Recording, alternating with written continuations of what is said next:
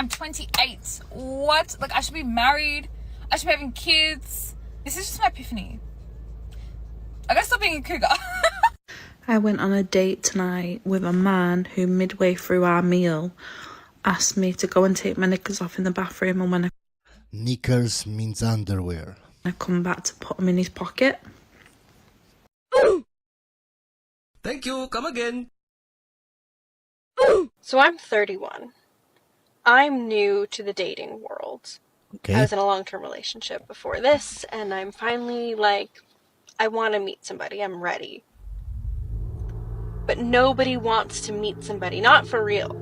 Can somebody explain why you go on dates with somebody when you don't actually want to have a relationship with them, potentially? Because they just want to sleep with you, man. That's it. It's so easy. What's the point? What's the point? I can't do this. This is like... Sex is the point, ma'am. Is anybody else struggling? I can't. This is awful. Because I'm 33, how am I being perceived by men as I'm dating? Okay, so if a guy meets me and doesn't know anything about me, he doesn't know that I am not the girl who likes to jump right into a relationship. I like to take my time. I like to get to know somebody. Is he going to make assumptions about me because of my age? Right? Is my age now going to work against me in a way that... From the start, ma'am, if you make a video call with him, he will see how fast you talk, and that will put him off from the start. So we're going to skip this video. So I'm beginning to understand why everyone is so exhausted from dating in their 30s. In the last 2 weeks, I think I've been breadcrumbed, ghosted, and love bombed by 3 completely different people. And 3-4 years ago, those words were never even in my vocabulary. Processing orders. I was engaged to an amazing man who never left me guessing on how he felt about me, what his feelings were. He always made me feel safe, secure in our relationship, and I was fully prepared to spend the rest of my life with this person. But he's no longer here, and I'm out there, I'm doing the hard things, I'm on the apps, I'm trying to make something happen for myself, and I really girls, I don't know how you do this. I don't know if you've been single for a really long time. I honestly do not know how you've been doing this. It is really just not that hard for a guy to get you excited about a date, but for some reason, it is so difficult for them to do. It's very, very basic. Text just enough to let her know you're interested, check in a time or two, not too much, communicate well, confirm the night before, definitely don't confirm the same day at 4 p.m. Ma'am, don't you understand that the man that you are dating don't care about you? We've done a video on her before. She's still single and she went on so many dates. Why? Because the kind of guy that she wants don't care about her. That's why. They just want to smash. They just want to sleep with her. That's it. Obviously a no. Have a reservation or a place in mind and a time. Just tell her where to meet. Also, always send an Uber. So I'll be 33 this year. And I'm okay with dating a decent amount older. So I don't know, 40-ish. But whenever it comes to dating younger, what's the cutoff?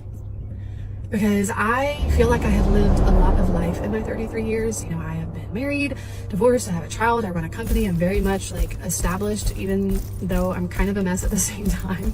But I've gone through a lot of healing. I am very mature emotionally and just in life in general. So I'm a little scared because do these guys really know what it takes to have a good, healthy, lasting marriage? Is that going to be unbalanced?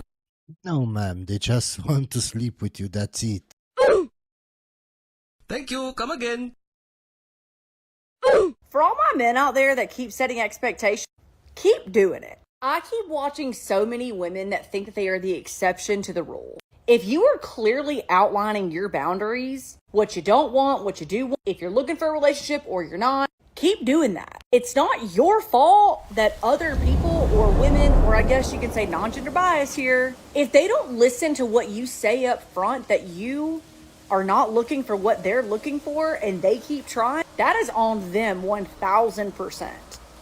Yes, because many of them are delusional and they actually think they're very special. They're the one. They're the one that's going to change Chad when Chad says from the start, I'm not looking for anything serious. Specifically talking about women here. I see so many women that are like, well, he ain't met me yet. Yeah. He is not ready for me yet. He told you he was not ready. He did not want a relationship. He doesn't want that. And the fact that women keep doing this and keep going back blows my mind. Then they're upset. Then they're literally upset. That they're like, oh my God, he left me. Yeah, why didn't he change for me? He told you from the start he won't. Men often have opinions or say things that really don't make a lot of sense about politics, psychology, social culture, feminism. Just because you can't see it from our point of view, it doesn't mean that it doesn't make sense, ma'am. I often find myself disagreeing with men, and I simply cannot let them think that they're right.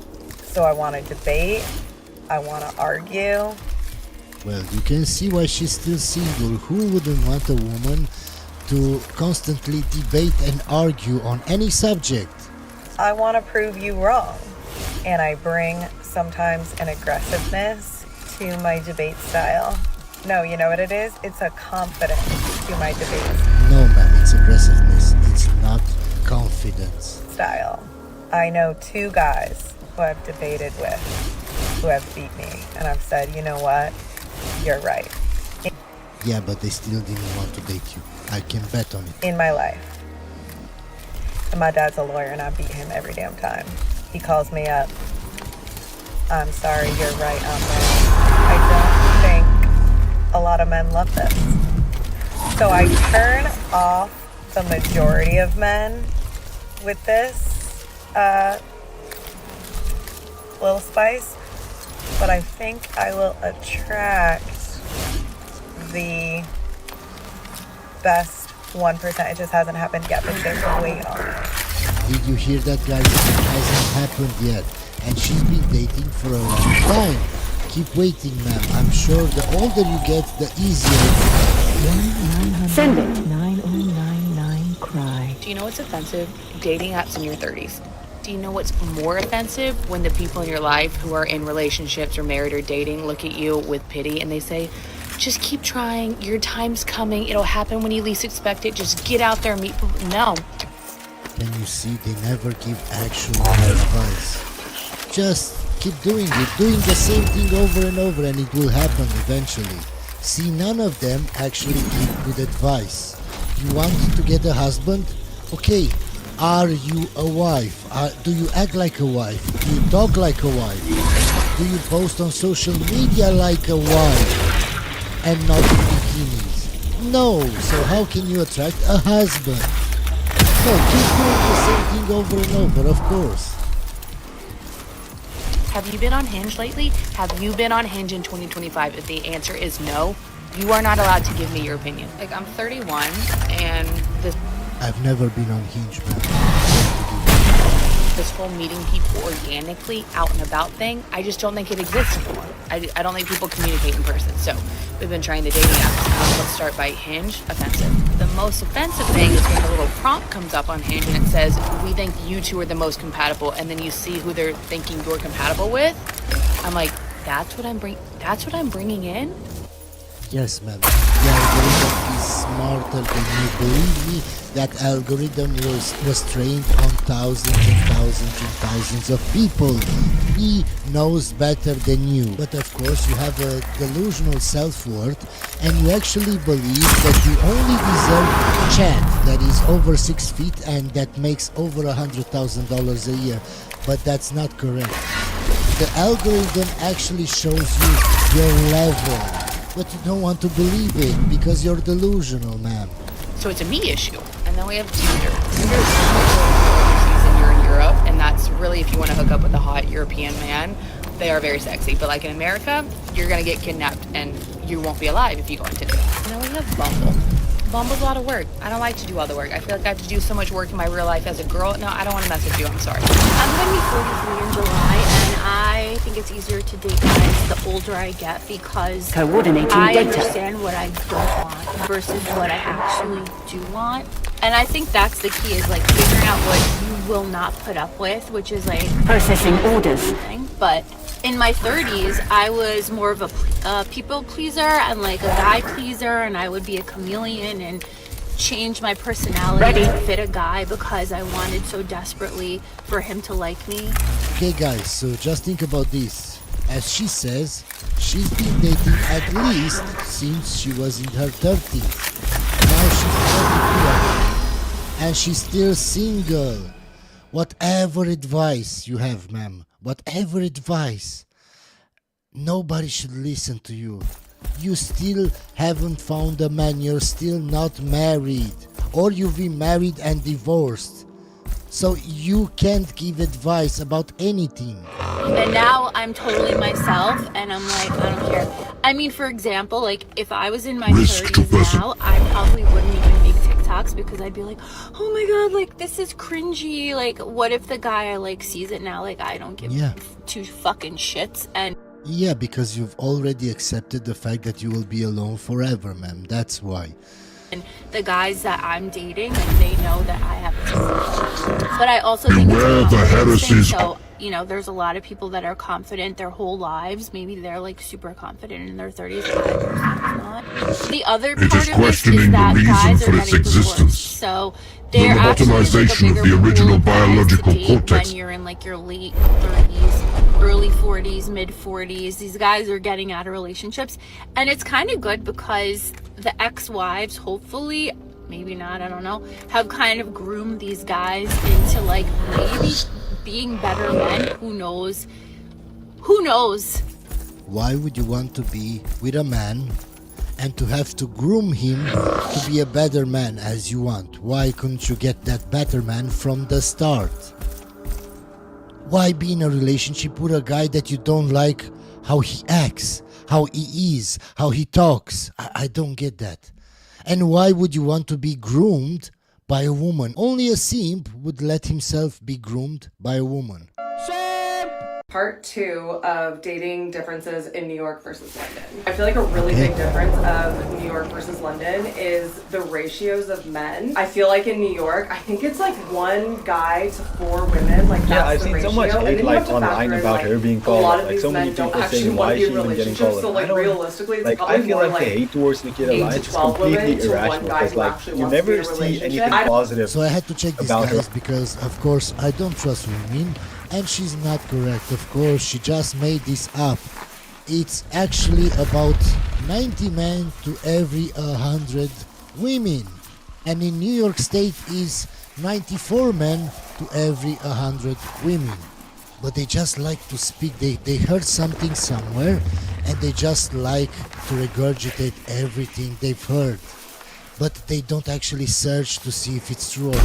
I don't have statistics, but just going off of what I've seen, there is a lot of men here. Like, a lot. If you walk by a pub after work hours, it is a sausage party. So, I think that's a big difference. Also, I think the pub culture here helps a lot with dating because Skitarii command doctrina effective.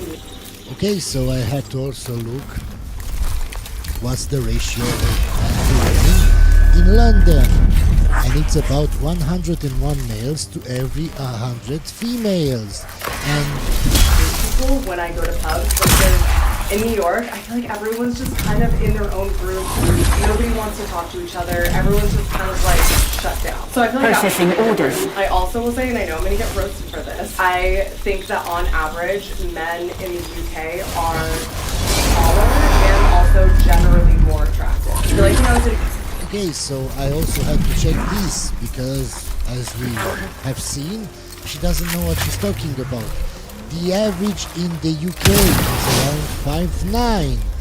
The average in the US is around 5'9.5". Coordinating data. So men in the USA are taller than men in the UK. It's clear she doesn't know what she's talking about, so we're just going to skip this video. My friend today. And she was like, do you pray for a husband? Like, you always talk about wanting a husband. Do you pray for a husband? Because we're both Christian. And I was like, actually, no. I pray over every area of my life, but I don't pray over a husband. Is it because I just don't want one? Like maybe I think I want one, but I don't actually want one. But then I'm like, no, I genuinely do want a husband. Like, and it's also really scary to get to the point where I am, which my friend also talked about, because it's like you get to a certain level of comfortability with your singleness that it's like almost like you'd rather choose just being single than to be coupled and have to compromise with another human being. Yeah, I said this before, they get so used to being alone that if that guy isn't perfect in every way as she wants, she would rather be alone. And plus, she wants a husband, but she's not material. She's not. Now I know that I'm getting close to that point. Ma'am, from the start you're talking while eating. From the start you're recording yourself on TikTok for millions of people to see, and you are talking while eating. Just think about that. Why would a man want to date you, want to marry you? The cuffs, like I could either go here or here, and find my love and be with my love, and over here is she dancing? Is just being single for the rest of my life and being completely okay with it. Because the only reason I really think about having a husband processing orders. Kids are old. If you didn't hear, I'm horny. I'm actually. Okay, so she's also a single mother, and she wonders why she can't find a man. Actually 41 in a week.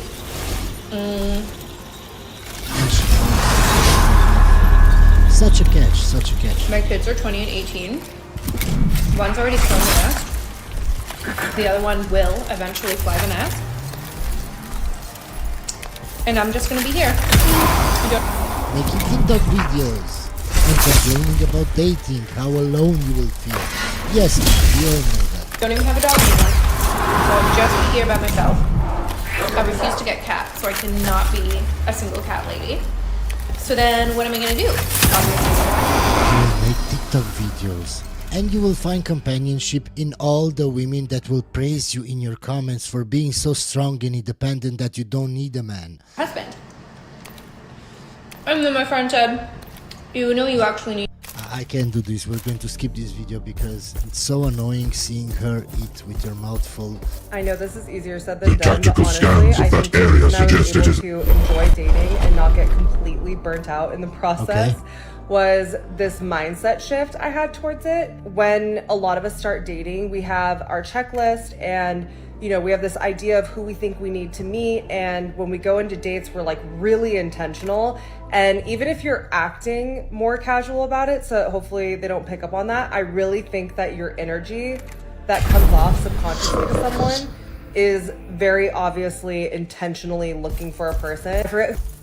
When I hear women talking about energies, everything she says after that doesn't even matter. Who the creator is, but she always says whether it's a bug or a boy, if you're chasing it, he's gonna run. And I feel like a lot of us go into dating with energetic chasing, not even realizing it. And what I did different, I would say, is I really shifted my mindset towards just being like, I actually genuinely don't want a boyfriend. Like, it was my first summer of being single in 10 years. I genuinely just wanted to have fun with my friends. I didn't care if I met someone. I just wanted to have a good time. Not only did that change my energy when going on dates, and I feel like people pick... It's the third time, guys, that she's talking about energies. Stuff on it, like it made me more magnetic because I genuinely didn't care if I ever heard from someone again. I didn't care if they liked me. I really was just kind of out for a good time and having fun, and it was all good. But I also feel like it really opened me up to dating people that I probably would have normally never talked to. I think that that's a huge deal because like when you have this idea... Okay, so the point is that she lowered her standards. That's what she's trying to say, but instead of being to the point and saying this from the start, she keeps talking about energies. No ma'am, your energy didn't shift, didn't change, you just lowered your standards. We're going to skip this video. I'm 32 and Okay. single, and without Okay. fail, anytime I do any kind of Q&A or ask me anything, I get the same top 2 questions. Do I want to get married? And so I thought it might be worthwhile to bring that conversation here. The short answer is yes. I do want to get married and I do want to have kids. The long answer is yes, but not at any cost. The thing is, I was always the girl. I thought that I was going to get married and have kids super young. In my 20s, I was always in relationships.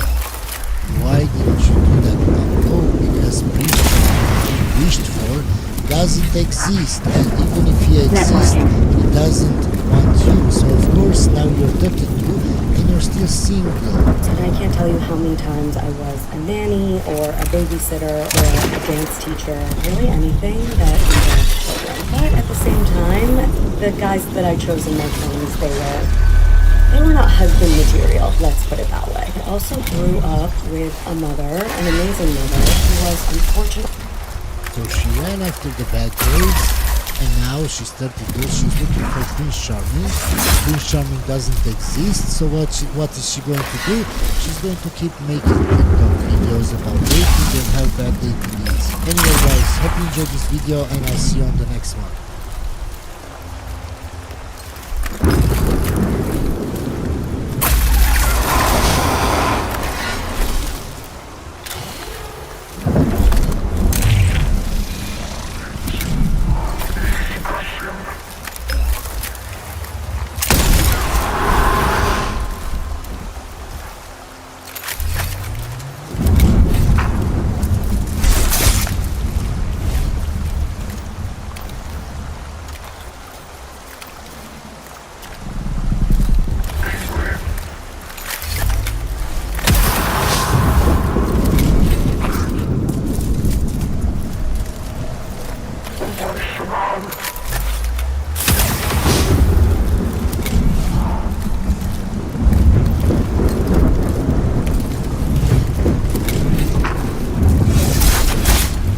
Situation hostile. Calibrating orders.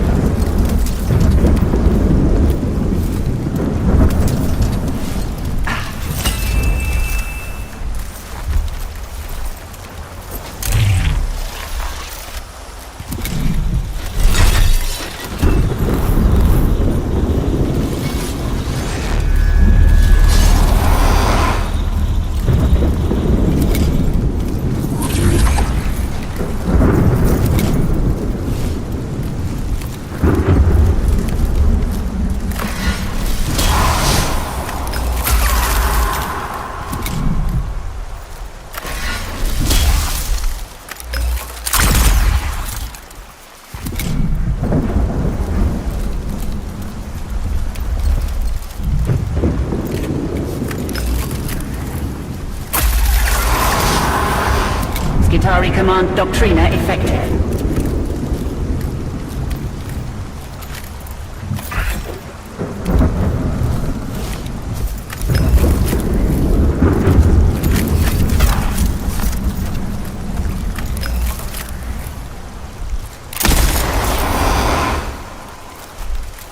Situation hostile. Calibrating orders.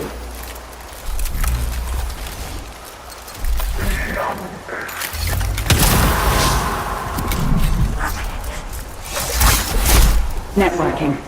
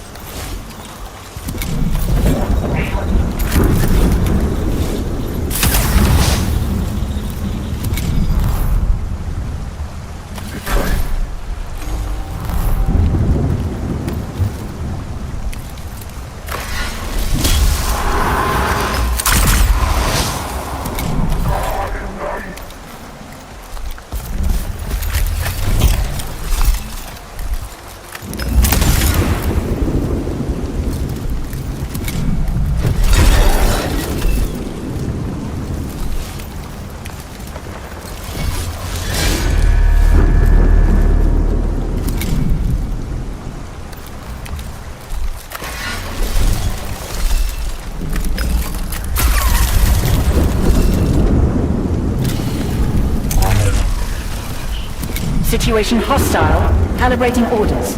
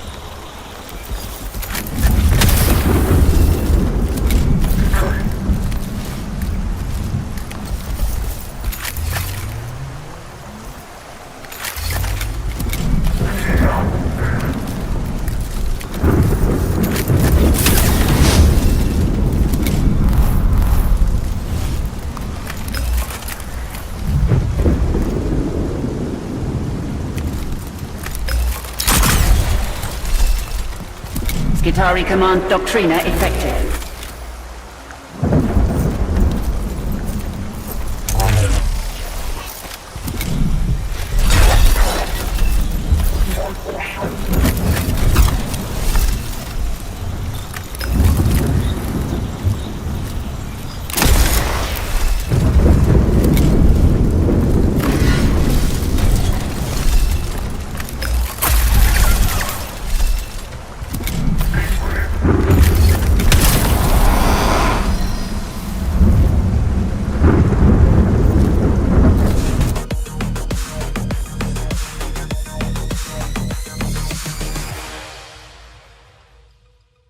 Okay, Stevie, we didn't know if we were going to talk about this or not. We kind of decided on the morning we would. Ultimately, it was a video that Kevin Nash put out on his YouTube channel, or someone did it for him on his behalf. He was calling yourself a Maven, and I guess by virtue me as well, because I was in the thumbnail. My battlefield survey is complete, comparing us I surveyed to the some wounded and injured in AI the areas thumbnail of front video line. where someone had taken surreptitious Then let us hope footage you... of Hulk Hogan's funeral, and somehow we're all lumped in together in his mind. I don't know how. The point is that he posted this video. It's the first video in weeks Even that masks as good a traction as Your it was suggestion. against other metrics. Deploy specialist. And they took it down after the I last take it 24 I. hours. You lead for the And front. the reason, I imagine, is because it was the most ratio dislike video they've ever had. Loads of people were posting on other comments saying how ridiculous what Kevin Nash was saying. It was 99% negative on Kevin on his own video channel, which you, in the comments, which you know you've messed up if like that many people are against you of what you're saying. But ultimately, we were thinking, where's all this come from? Because he initially said something to the effect of, I won't criticize anyone on the podcast unless I would say it to their face. And then he says, then I'd be no better than Stevie Richards, mate.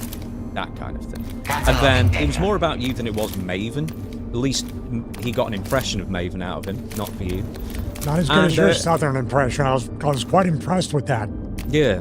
Give me the belt! Or whatever it is he was doing. That's Bob Holly. Yes, I'm sorry. Hey, by the way, I'm going to start putting you in all my fitness thumbnails because I have a feeling, I'm just saying, you had done an A/B test on your channel and people referred you in the thumbnails. That video might have done well because you were in the thumbnails. So now, Stevie Richards Fitness, featuring somehow, some way, Peanut Shell. Peanut Shell. Peanut Shell or what's his face. Yeah. So we have to do with, I'm what's his face and all these things. But the point is that, you know what basically said. Do you want me to give you the quotes or do you just want to launch it? Let's, you can give you some of the quotes on that, you know, because Okay. I saw your video, but I did not watch Kevin's video because it was gone by the time I got to it. Can you believe that Stevie Richards, have you seen his tape that he said about Stephanie's Hall of Fame speech? Okay, so here's the crux of the matter. He's best butt buddies with Triple H, and you're talking about his wife. And I think this is the other thing that I didn't really suggest in my video, is that, of course, Stephanie McMahon's going to be nice to you. You're his best friend's wife. Whereas a lot of other people in WWE, I've heard your stories, Maven's, other people's as well, saying, look, we didn't really like Stephanie as a boss. We didn't think she should have been there, or whatever it was. But take it from there, I guess. Because there's very much an inner circle camp on this position, and then everybody else, it seems.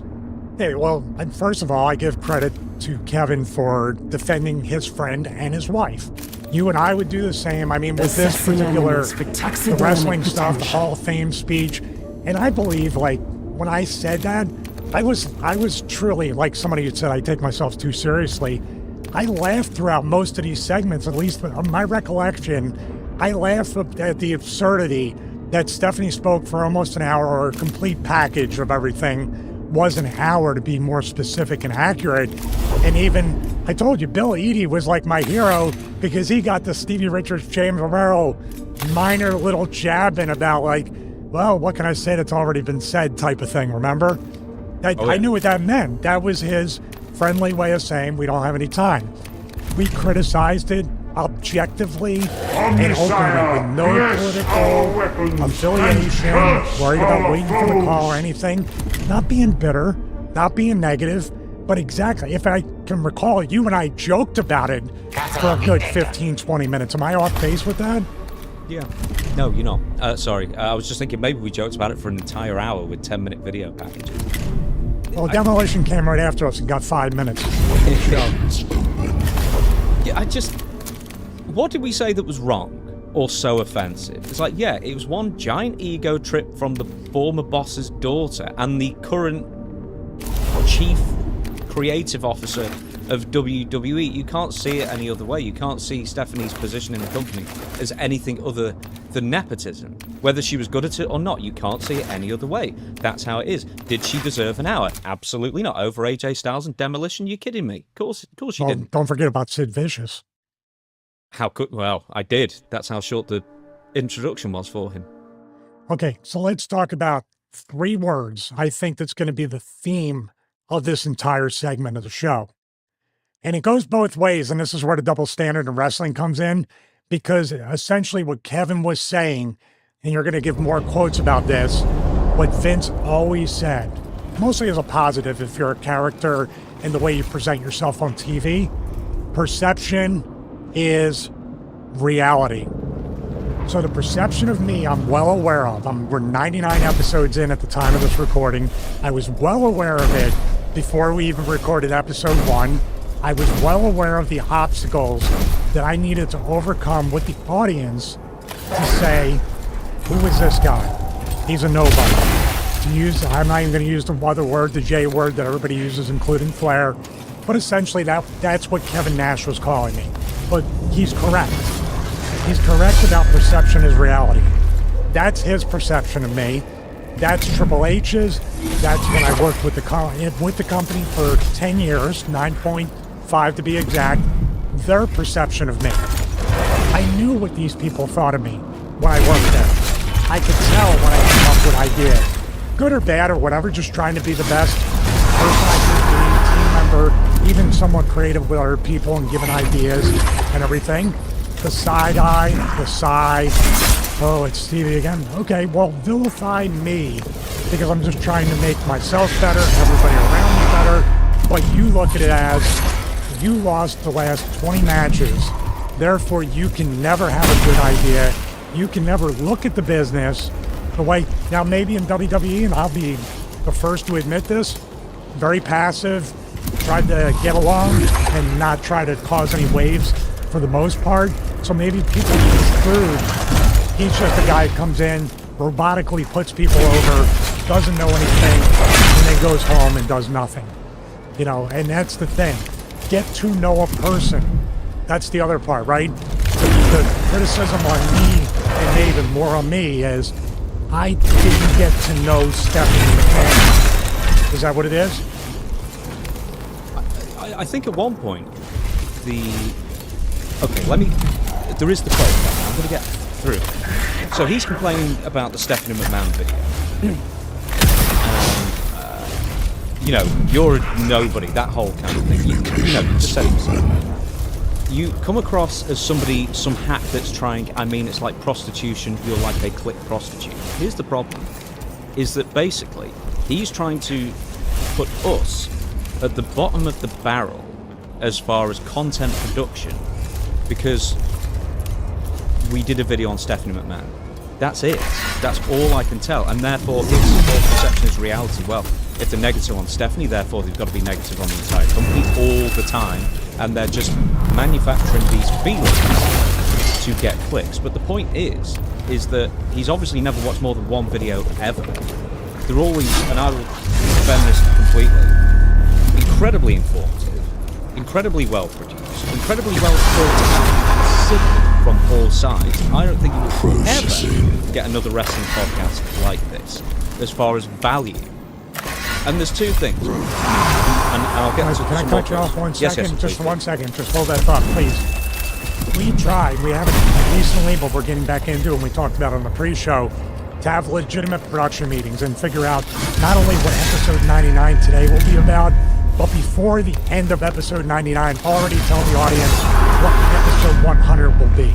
Have production meetings. Talk about this. As a matter of fact, unofficial production meetings between all of us about, all right, should we address this? Do you think the audience wants to hear and view this clip from Kevin Nash? Not saying click, whether it's click prostitute or anything, but what would the audience want? Even though my base instinct is just like, okay, Kevin said it, Kevin had some points, I understand the perception of me. I know that's not me, by the way. I take a lot of pride in what I do here, and I'm going to say something that people will think right now, for a Stevie Richards quote, this is incredibly arrogant. I'm very good at this. I'm very good at production. You're smiling, you're a proud papa right now. I'm very good at doing this. I take great pride. But also at the same time, you know what I do the other 6 days? And maybe it's a waste of time. I study film. I watch matches incessantly, as much as I can, modern and past. In other words, if I see something on Raw, SmackDown, we're covering AEW again with previous segments we had, I will say, well, that spot's familiar. Let me see if I can... I say, oh, they took that from Memphis in the 80s and blah, blah, blah. Some of this facts don't even make it to the show. But I need to be ultra prepared, know what I'm talking about, mostly, number one, for the audience, but also my comfort level. Of course, I would love to know what we're going to talk about for 2, 3, maybe 4 hours today, but I take incredible pride in doing this and everything I've done, even with the stuff that was handed to me, and I took it, and I knew it would make me essentially a nobody. The tape on me would not be favorable as time went on. Red wig, dress, all that stuff. So that's the problem with the wrestling business in general, and it's not Kevin. Your forward units effected a breach in Necron Line. I can't permit it. Reality The thing. Skitaria regroup. It actually hamstrings the business a lot, don't you think? Because what if, let's take the agents. I'm not going to name names, but as far as I know, a lot of the WWE agents were never main eventers, were never world champions, were never top guys or girls.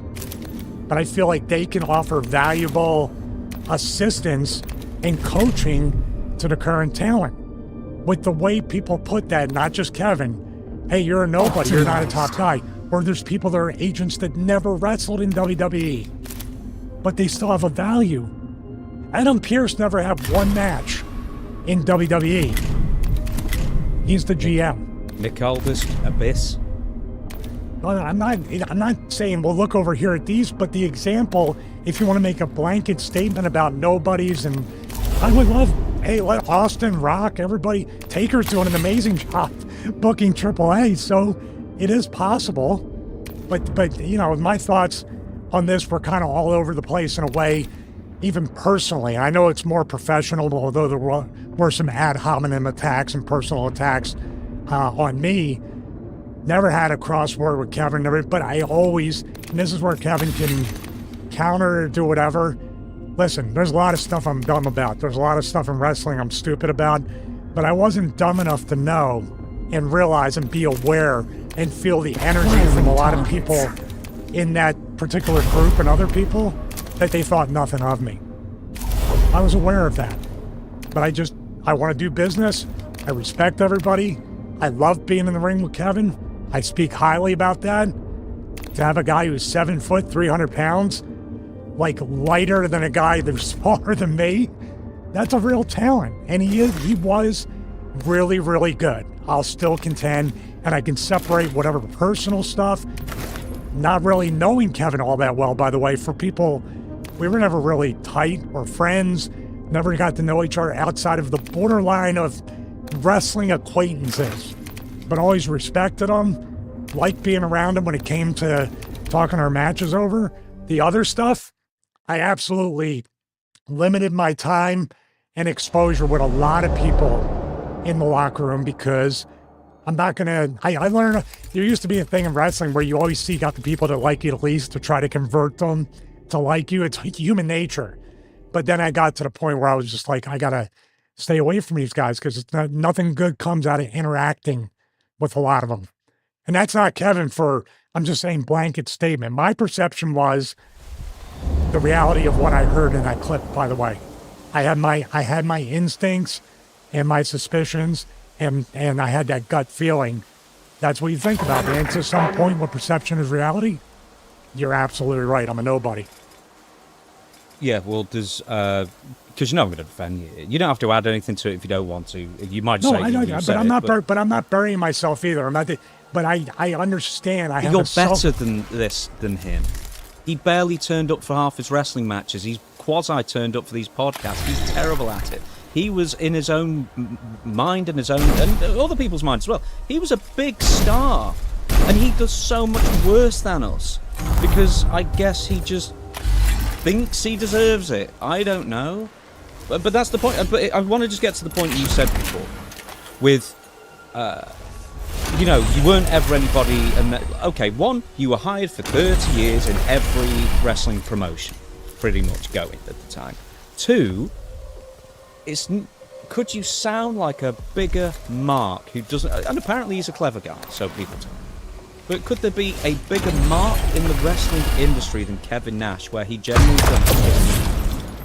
born to grow very tall and had a lot of things handed to him because of his size, that therefore he is much better, or therefore his opinion or status should mean more than you? Because it's not like acting or something like, you know, you top of the bill and stuff like that, but it doesn't mean you're the better actor. It may mean that you're just the more marketable actor, you know what I mean? And then people who've been acting for 30 years and getting reliable work and in demand for so long as you were, does that mean you're a worse actor? Does that mean you've got nothing to offer? It's a completely moronic kind of stance, and it makes you seem like a complete mark for yourself. That's the point. Okay, well, here's the problem with this, and it's not a Kevin Nash problem. It's a wrestling problem. It's an office problem. It's a creative problem where that comes out. It's Tony Gray. It's one of our first quotes from one of our first episodes. Hey, you want to have won a match in months? That is exactly the way they think. As if the second that board is erased that circled the other guy's name, it becomes real. It becomes real. The only time it was ever truly fake and they knew it was fake was each and every one of my title reigns. Haha. There you go. But that's the old line. It's like all the matches I won were real, but all the ones I lost were fake, man. I'm the opposite. I do the opposite with that. But think about my career, too. This is something that it's quite fascinating. There was that time in the late 90s. But by the way, I do owe Kevin Nash something because Big Stevie Cole, the BWO, without the NWO and Big Daddy Cole, wouldn't be that way, you know? And I do recognize all that. Maybe that's somewhat of where I don't fit into the space. Because once again, I don't fit into this wrestling space. Just like I didn't fit into it during my career or just about anything else. But that's the point. That's the point, though. You are not in the wrestling space. You're in the content creator space. He thinks he's in the wrestling space still, which he's not. We're in the content creator space that is related to pro wrestling. You see what I mean? Yeah, and I love that. I love doing the production. I love making this. I strive to make this broadcast quality. And Wiring targets. Obviously, I've been trying to get one, by the way. I want to dress up a little bit. What do you mean trying to get one? Just go to any show. Just go to any store. What, return it like your buddy did on the pre-show? Yeah, one of my friends had a job interview. He bought a suit and took it back the same day as soon as he had the interview. Brilliant. I'll go back to Costco or Hanger Outlet. Like, oh, you must just got done recording the episode. We just go there every week. See you next Monday. So, but what I'm saying is the interesting thought about my career is, and think about this, in the mid to late 90s, people looked at me as having a ton of potential. Just looking at me like, wow, this guy's going to be somebody. Wiring targets. And then, of course, other things happen. I make bad decisions, personally, professionally, during my next stuff and everything. That carried me around for a little while. And then the right to censor happened. But of course, I was in the worst physical shape of my life and couldn't physically perform up to the spot. Then I got myself into shape, did all that, and really never got another opportunity in the business. But that label stuck with me. And you know what I did? I played it safe. I absolutely played it safe. And I wanted a job. I wanted to be reliable. I wanted to serve others, which is exactly the wrong thing to do in wrestling. Is try to work with everybody and get everybody to want to work with you.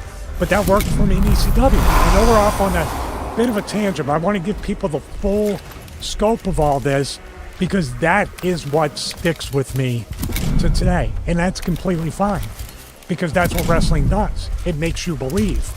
But in the content creation space, where I can give my opinion, and I told you, I've hoped and prayed for years, give me the opportunity to really do what I can do and succeed or fail on my own, and which is where you, Chris and Chris, come in.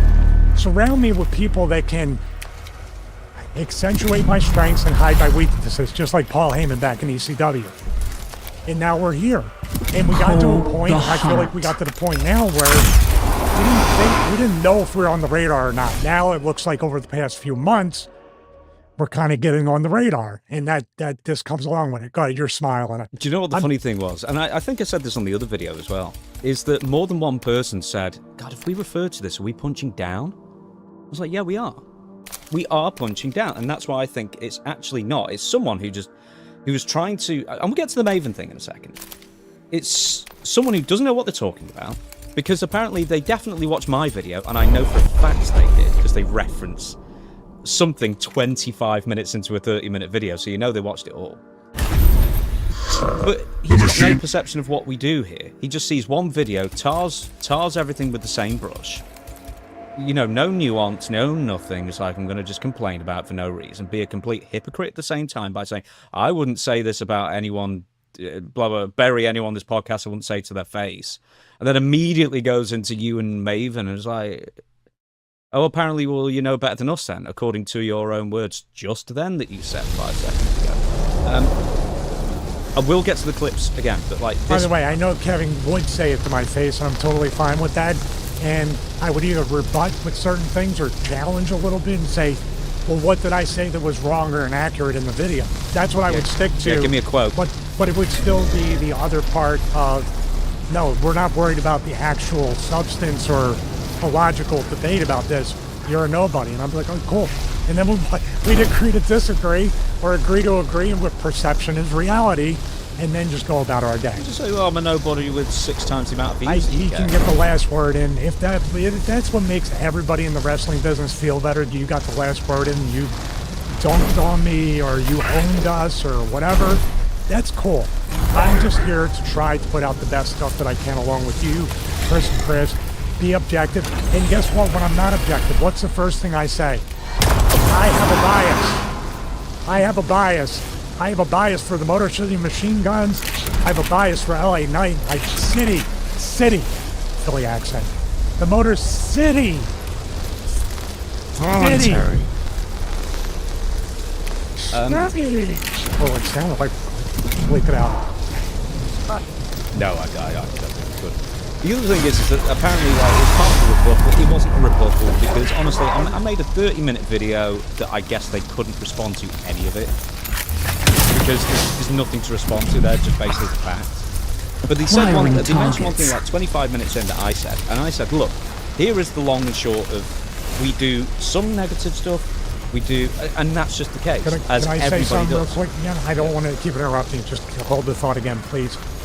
The way we're presenting it is, there's no secret. We're very transparent about this stuff, but we have our personal feelings about what we want to do, but we don't give up on that. Like I said, objectivity is the mission statement, along with trying to bring awareness of the art and how hard it is to do, and that these talents, like, we're talent friendly too. We're not office friendly.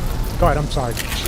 I don't know where I was going with that. Where was it? Oh yeah, no, so I Trish mentioned Stratus clip. Yeah, the Trish Stratus video that Kevin Nash in 1 minute managed to get entirely wrong, like opposite of what I mean. And I said, look, we had a Trish Stratus video out, and we said, wouldn't it be great if we did an entire episode on Trish, or maybe we did WWE, and then we put the clip out, and then it ended up being a joke between us.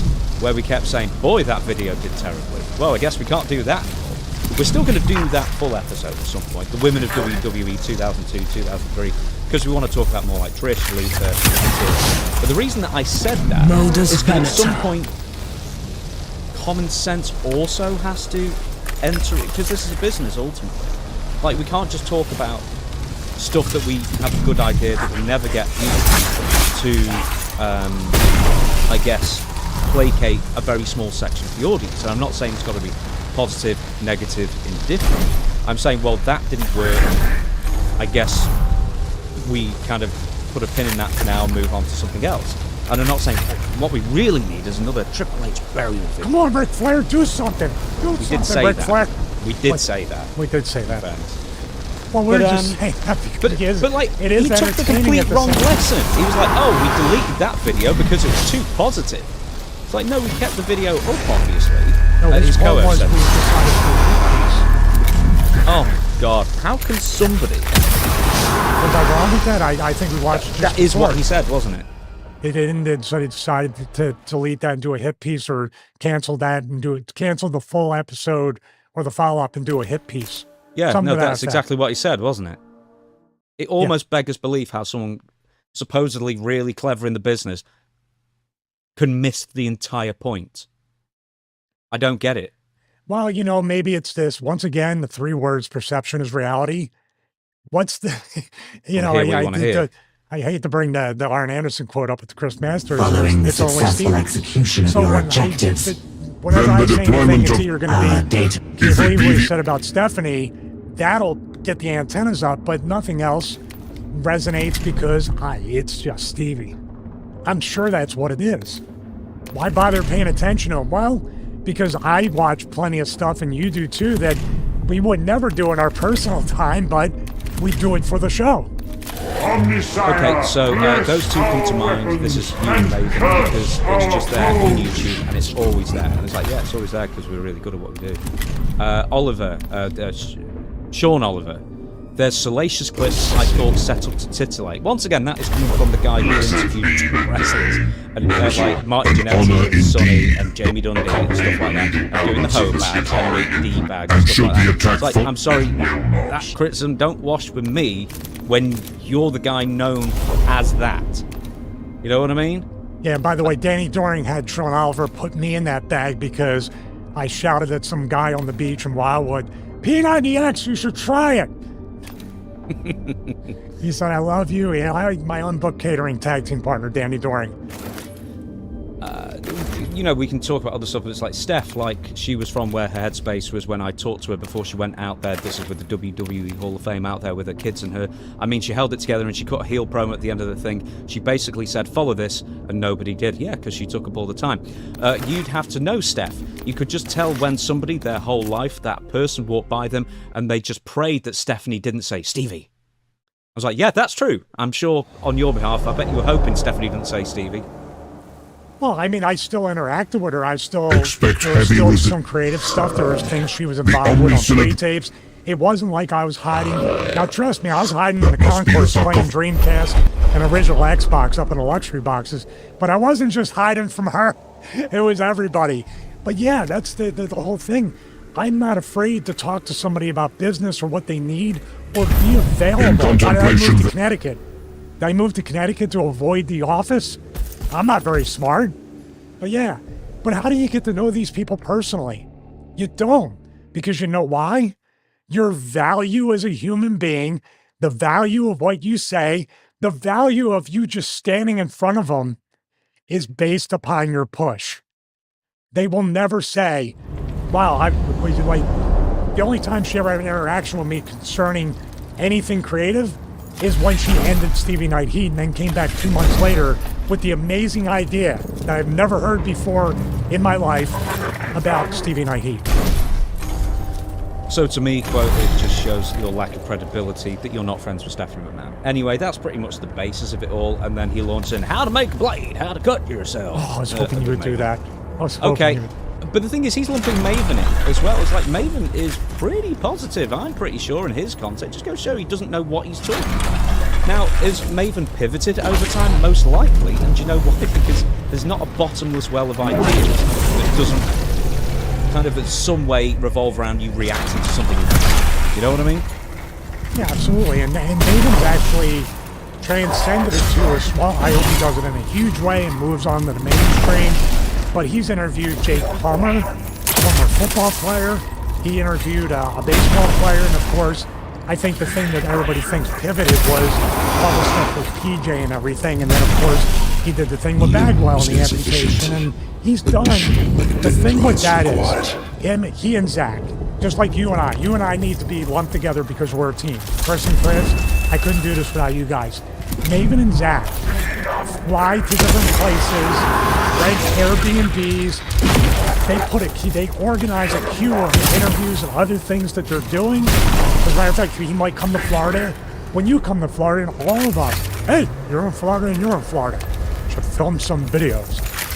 I'm gonna go to Cocoa Beach and interview Tony Garea. That's the one I asked. That's why Maven has he with me. He will not interview Tony Garea. Oh, have you asked? Well, I'm going to again. But that's the thing. Invite him. What's that? Invite him to our show. Like, he could be our first ever guest. And last ever, because I'm a terrible interviewer. I'm a terrible host. But, and that's why I'm pulling myself down. I'm being self-aware of my short. And I know from watching you, especially after that interview from WrestleMania 4, I was like, I don't know if I want to do this. But Maven, like, getting back to Maven, maybe that's the other thing, too, that some of the more, like, you know, man on the street stuff, but also some controversial stuff with PJ and other things could put him in the category of negative sometimes. But they got the most amount of views, so what are you going to do? Yeah, I mean, how many times have we wrestled? We don't want to be burying people too much. Whatever. And put it this way, nothing we're doing the last couple of weeks is working. It's May, it's post-WrestleMania. This is how it is. So we just fight through this for a couple of months, and then we go back. It happens every year. I've done it 10 years in a row. I know the past. But it's like, man, I don't think anyone would... I don't find anybody who is more conscious of that as well than us. Well, we have legitimate meetings. We message all the time. It's not just that morning, what are we going to talk about? But we try to be as organized and run this like a business, run it like a brand. And also, there's time. How many times have you come to me, and not with any kind of intention or anything, but you go, let's talk about this. This is really, maybe not controversial, but you know, that type of video where, you know, and I'm saying, no, I'm not going to do that. And we don't do it. But we also, I defer to you sometimes from the business angle. You understand the SEO, you understand the click rate, what works. You do all the A/B testing on the thumbnails, which, by the way, that's why you should be in every thumbnail. But we do it. We just take a great deal of pride and care. But also, I want to be. It's probably too late for some. My thing would have been for somebody to show that the art of professional wrestling is very difficult, and it needs to be honored, and it needs to be appreciated. Anything else? I think the other thing was like, oh, it's clickbait stuff. And it's like, no, it's not. Because there's pejorative clickbait and then there's good clickbait, and I think you do good stuff. Because I was looking through our videos recently, and I'm responsible for it. There's like, I tell you exactly what you're going to see in the video, and if I don't, I make it so non-specific. Like, very rarely I'll make a video so non-specific that you have to click it anyway. But I think the argument was... your apologies for your the Great Gatsby martini glass? I wanted to do that so much closer to the camera, but then like it was fuzzing out my face and it wasn't the same. Anyway, I put a shirt on for that and everything. But the point is that they're saying, well, you know, that's the reason, and it's not going to last. It's not going to last what they're doing. It's like, Maven's having his best months ever. We are making rubbish, but we're having our best months ever, and we've been doing it 2 years now. Maven's been doing it 3 years, I think, or something like that. So who are you to tell me, or Stevie, or anybody else, that they're, one, that the clickbait, when you don't know what the term means, in its, I guess in its pejorative form, and two, who are you to tell us that we're doing wrong, or that it's going to fall apart? Everything, nothing lasts forever. But we're doing very well. I'm very pleased with it. He's preparing to just a bunch of statements based on absolutely nothing adjacent to reality. Well, I think the difference, I'll get to that in a second, but also, how many times I badger you and Chris all the time, how many times am I saying, we got what went wrong, what went right? Can we create another segment? Can we have a tighter format? Can we create something where we can evolve the show? I'm scouting locations for the opening of episode 100. I'm trying to sneak into the Florida Gator Stadium to do, but I want to make it special. I never had the creative output to make something like out of a concept, out of my imagination. Maybe sometimes it's, hey, it would be cool, but guess what?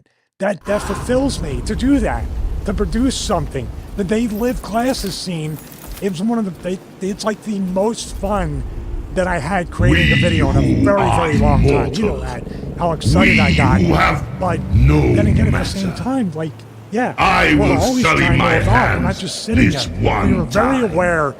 You and I was slaughtering the foes of the Necrontyr before these invaders were walked. I can't wait for YouTube to go to 8K. If I can find one of those cameras, you can see the behind-the-scenes tour. I love producing content, creating content, and the thing with, I'll give you a little bit of an analogy from the wrestling business to now. The thing that a lot of people are realizing who were in the wrestling business, and I'm not saying it's Kevin, they could say whatever they want in the locker room. They could say whatever they want backstage or to another fellow, like, talent or any of that. And the talent has to go and do the formula thing, that overlay with the formula, and think and calculate. Okay, if I say something back, if that's disrespectful or that person's insulting me, they're going to go to the office, they're going to go to Vince, they're going to go here, and I'm completely buried. So therefore, I cannot counter with any kind of logic or turn back and say, well, you're this, this, and this. How about that? Now we're even. My career is dead. Right. So, in this space, with content creation, like a Flair and other people, they're not used to anybody just coming back, like you especially, because you never wrestled, so you don't have two eyes and 8 ears and see a pattern with someone's behavior. The problem is the wrestling bubble versus the real world. I'm more a part of the real world, completely actually, because I'm not one of them. I never have been. How many episodes ago, the Right to Censor episode with Godfather, right? I'm not one of you, I never will be, I don't fit in, and I'm completely fine with that. I'm on the other end of that. That's what they're expecting you, because you're a mark or a fan. I'm a nobody, Baben's nobody. Therefore, when I say this, they aren't going to say it because instinctively it's like, you're never going to work in WWE if you open your mouth. Challenge accepted. Yeah, dude, you get those text messages a lot. Like, what was the last thing you said where someone you'll never get booked again? Oh, Swinger always texts me that. You're never getting booked again. But okay, I also get some text messages from people in the company saying, yeah, that Hall of Fame speech, my God. Oh, really? Yeah. But they're afraid to speak. It's fine. You're making money. I was afraid to speak up, too.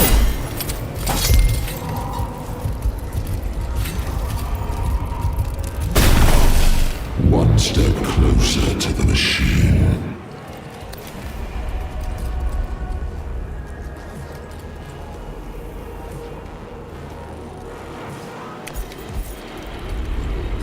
In obedience.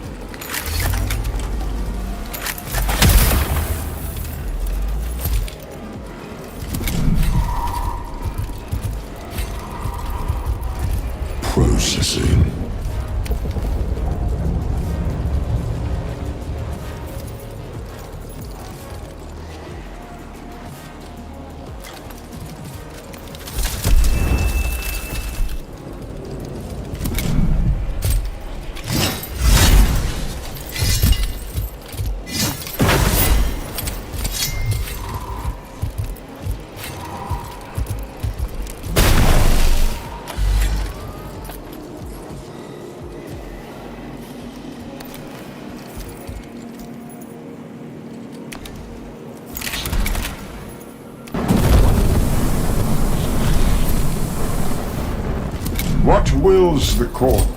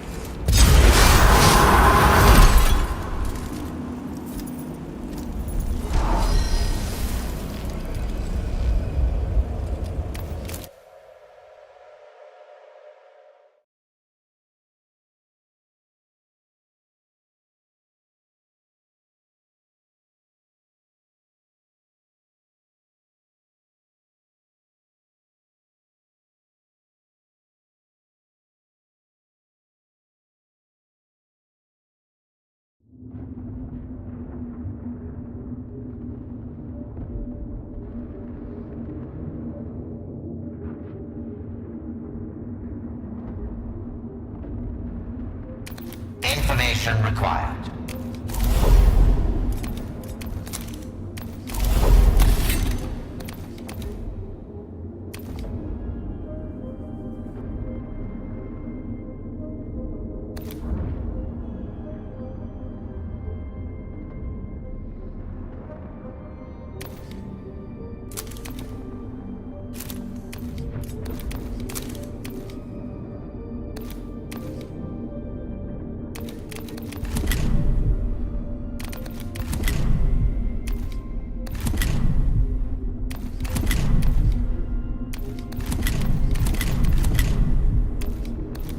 Stand intolerant.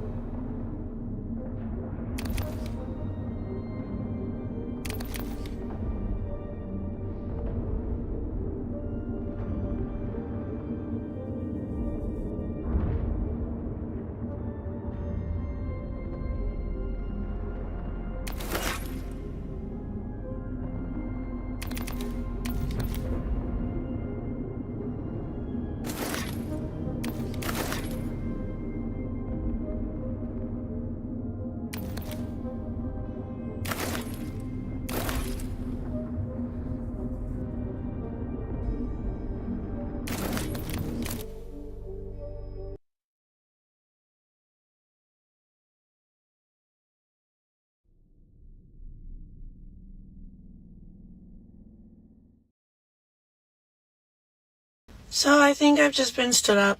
I was meant to go on like a date with this guy, right? A date. I just got back from Bali. I was like, yep, can do, let's do it. I'm dressed cute. So he's like, We'll go out for lunch. And I was like, yep, lunch sounds good. What's up with her voice? I can just keep the lunch. Then he was like, oh, do you know what? I'm running a little bit behind time. Maybe have lunch before you come. Okay. Then he's like, oh, we could watch a movie. It's like fucking 12:30 in the afternoon. The hell are we watching a movie for? But okay, let's watch a movie. Then he's like, at my house. We can watch a movie at my house. Alright? Let's watch a movie at your house. Okay, so from the start she's showing us she's a 3 or 4. She went to his house, okay. Then he's like, do you want to pick up like some snacks on the way? Like, I'm sorry, sir. For our first date, would you like me to eat the fucking snacks too? Anything else you would like?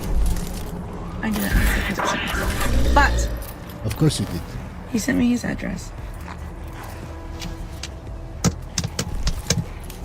And I tried to call him. And I've been sitting here for 26 minutes. So let's talk about it. I have heaps of people coming at me in my comments about the fact that I got stood up. I got stood up.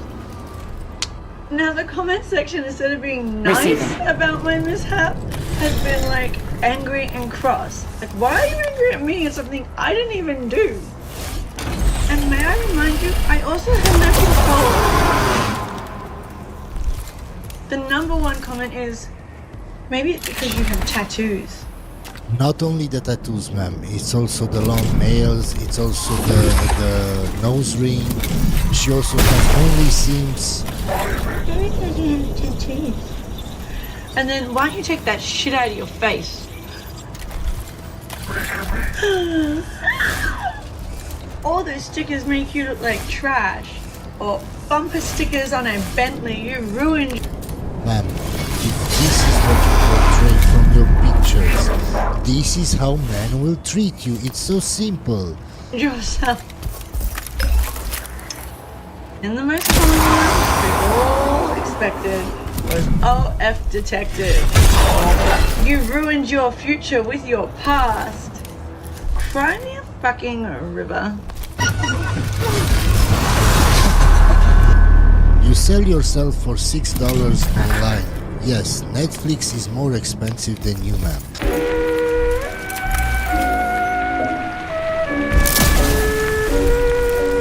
People that say do what makes you happy and then get angry and complain when I'm drunk again. I don't understand.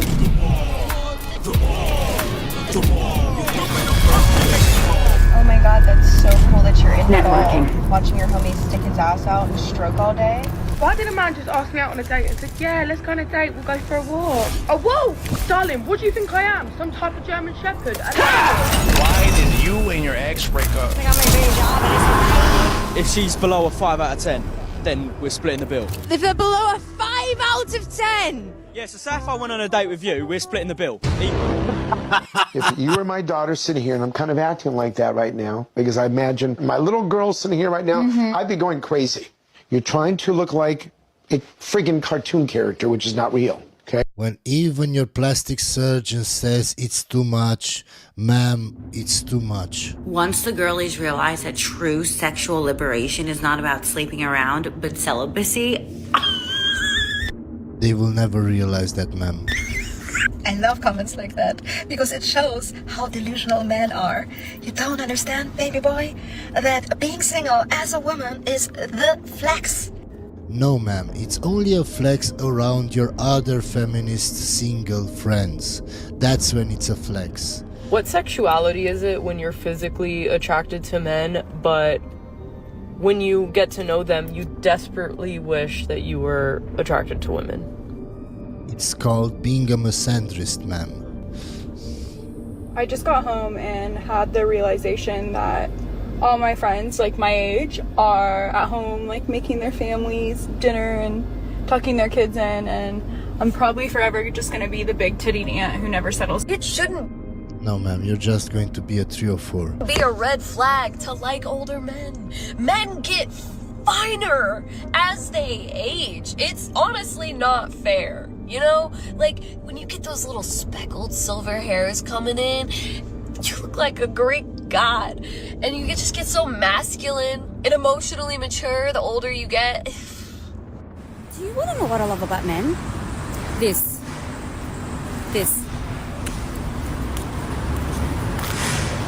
Yes, men can build that. But women say, oh, we don't need men. Of course you don't, ma'am.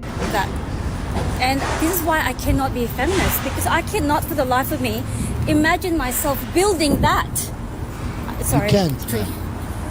This may be severely inappropriate, but I just found out that I've been dating / seeing / being intimate with someone who was in a full-blown relationship, living with another girl the entire time. Optimized. And like I'm sad and I should be angry, but I want to call him. I miss him, and I know that that's not the appropriate reaction. Is this normal? Ma'am, first of all, it's your fault that you didn't see the red flags. You didn't notice that he had another relationship. And the second point is, guys, she just proved to me what I've been saying all along. Women would rather share a high-value man than be with somebody on their level, somebody they consider average. Like, I don't think a man should be dating if he doesn't have money. Oh. You shouldn't even go into the thought. If you don't have money. If you don't have a job, if you don't have savings. For Can you see how women can say anything they want on the internet without any repercussions? But if I were to say, oh, women that are over 150 pounds shouldn't be dating. Oh, women that aren't feminine shouldn't be dating. Women that can't cook shouldn't be dating. Just think how would that sound? But women can say anything on the internet. rainy day. You can't expect to even jump into that. Into a relationship. I want somebody who supports me and who loves me unconditionally. How are you going to get that? Yeah, you're just living your life, and look where that's led you. To be single, 28, doing some pre-med bullshit. Why would you call her thing pre-med bullshit? I'll tell you why. Because she said, I want a man to provide. So what is she doing right now? She's developing a career so she can provide for herself instead of finding a man that's going to provide for her. So what you need to understand is Yeah, instead of finishing that career, she should think, how can I improve myself to find a husband? Learn how to cook, be more feminine. I don't know, go to the gym, something else. She needs to learn different skills because the current skills that she's learning are bullshit because they're not serving her goals. The career isn't bullshit, it's that she's misaligned her priorities, her goals, and her actions. That's why her life is chaotic and she doesn't see it. Every time I watch these girls on the Whatever podcast, I feel like I lose brain cells. I think to myself, there's no way that grown women think this way and are so entitled in this sense, like still. But then I come on here and I go on live and I talk about how bad feminism has been for Western society, and I get proven wrong. The chickens start clucking in my comments, and it's just like entitled, narcissistic nonsense. Like, why is it so hard for women to take accountability for the people they go on their back for? 90. Because women can't take accountability for anything. For anything. 99% of the women who are out there are not divorcing because he's smacking her around every weekend. That's not how it works. They're mad about the money. They don't like the way he doesn't listen to her. She doesn't think he does enough with the kids. Everything's on her, the mental load, blah, blah, blah, blah, blah. Number one, women are wimpy these days. We are wimps. What our grandmothers and great-grandmothers had to go through. And the commitment is the prerequisite. It's to reaching a fully joyful, the best part of my life marriage. We make vows for a reason. They're for when things are hard. I think we can all safely agree as a collective that all the masculine men have officially been taken. Why? Okay guys, she's talking about masculine men, how there are none left. Well, she has a nose ring, her tongue is pierced, long nails, tattoos on her hands. What else? But she's saying there are no more masculine men. Okay, ma'am. Left off, none left for the rest of us. right now we are essentially fighting over Ma'am, even your fingers are tattooed. But you're talking about masculine men. How? princesses. May the best princess win. I personally don't think it's going to end well for them. I think us women are starting to find our feet a little bit more. Sweet lover girl, no more. I have so much love to give to the right person, but I have given so much to people that just have not deserved it, and it really has turned my heart so damn cold. I don't want to be like it, but these princesses are making me like it. There's only one other thing to do, and that is to just keep going, become more savage, become more harsh. What did I tell you? She's talking about masculine men when she's becoming more and more masculine herself. And she's wondering why she can't attract masculine men. Ma'am, because masculine men want feminine women. And the more masculine you are, the more masculine traits you have, the more feminine men you attract. How do they not understand this? Opposites attract. Because you are not like that with these boys. It's boys. Calling men boys. That's why you don't attract masculine men. The fact that you make TikToks like this, that's why you don't attract masculine men. gonna be a tough ride out there for you. Anyway, may the best princess win. And that's not you, man. Excuse me if I don't make any sense for a moment. I'm trying to get into the mind of a feminist, okay? So they want equal rights, right? So whatever that means to them, probably abortion, right? Bodily autonomy, but that doesn't mean equal rights for men, because men still have to sign up for the draft, get circumcised without their bodily autonomy permission. They don't get to hit a woman back if the bitch slaps him.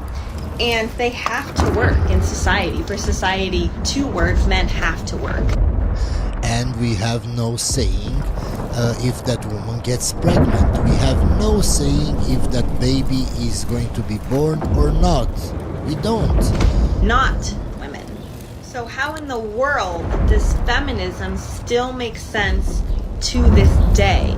Plus, if we get married, from the start, we lose half our stuff. Depending on how long you have been married, you may have to pay alimony. You can lose your 401k, your house. By default, the kids will be living with her. So where's the equality? I don't get it. Where's the equality? Once women achieved the right to vote and have their own bank account, I think that's where it could have fucking stopped. Because what the fuck are you even fighting for anymore? Because it's not equality, it's superiority, it's narcissism, it's vanity, it's nonsense is what it is, it's nonsense. There's something happening around the world right now. It's really hard to put your finger on, but I think people are realizing that how much is fake. The Cartoon Network has more viewers than CNN. And the top podcasts. Rogan, Danny Jones, Chris Williamson, Patrick Bet-David, they're... Why are you still watching the news?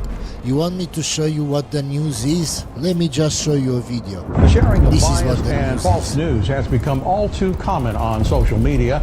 More alarming, some media outlets publish these same fake stories without checking facts first. The sharing of biased and False news has become all too common on social media. More alarming, some media This is what media is today, so why are you still watching TV? Why are you still watching the news when you can find anything you want on YouTube? Unfortunately, some members of the media use their platforms to push their own personal bias and agenda to control exactly what people think, and this is extremely dangerous. Let me know down in the comments, isn't this creepy? It's not okay for all these news channels to say the same thing, word for word. I'm not into conspiracy theories. I've never been into conspiracy theories, but this is so strange. It's so strange. knocking the shit out of all the major networks put together on a daily basis. And I think it's because people are disgusted with simulations now. Everything's fabricated and fake and made for some kind of narrative to script how it's being perceived in a very specific way. And I think people are waking up to it. I think they're sick of it. And I think we're craving, people are craving some kind of authenticity to where I'm going to watch a guy, I have no idea where it's going to go. I'm going to get this 3-hour thing. It's totally authentic. It's purely raw. Do you consider yourself a feminist? Yes, in the way of like making sure women have equal rights. So you consider yourself a feminist, but in your pre-show notes you said that you appreciate traditional values. How do you reconcile being a feminist but also holding men to their traditional gender roles? Not every woman lives the same lifestyle, so I think it's important that they have representation and minimization of sexism as well as like harassment in the work industry. Okay, you said minimization of sexism. Don't you think it's a rather sexist position? He asked her about men and men having traditional values while she's a feminist and she wants equality, and she answers something totally different. We're just going to skip this video because from the start I can see the stupidity and it hurts.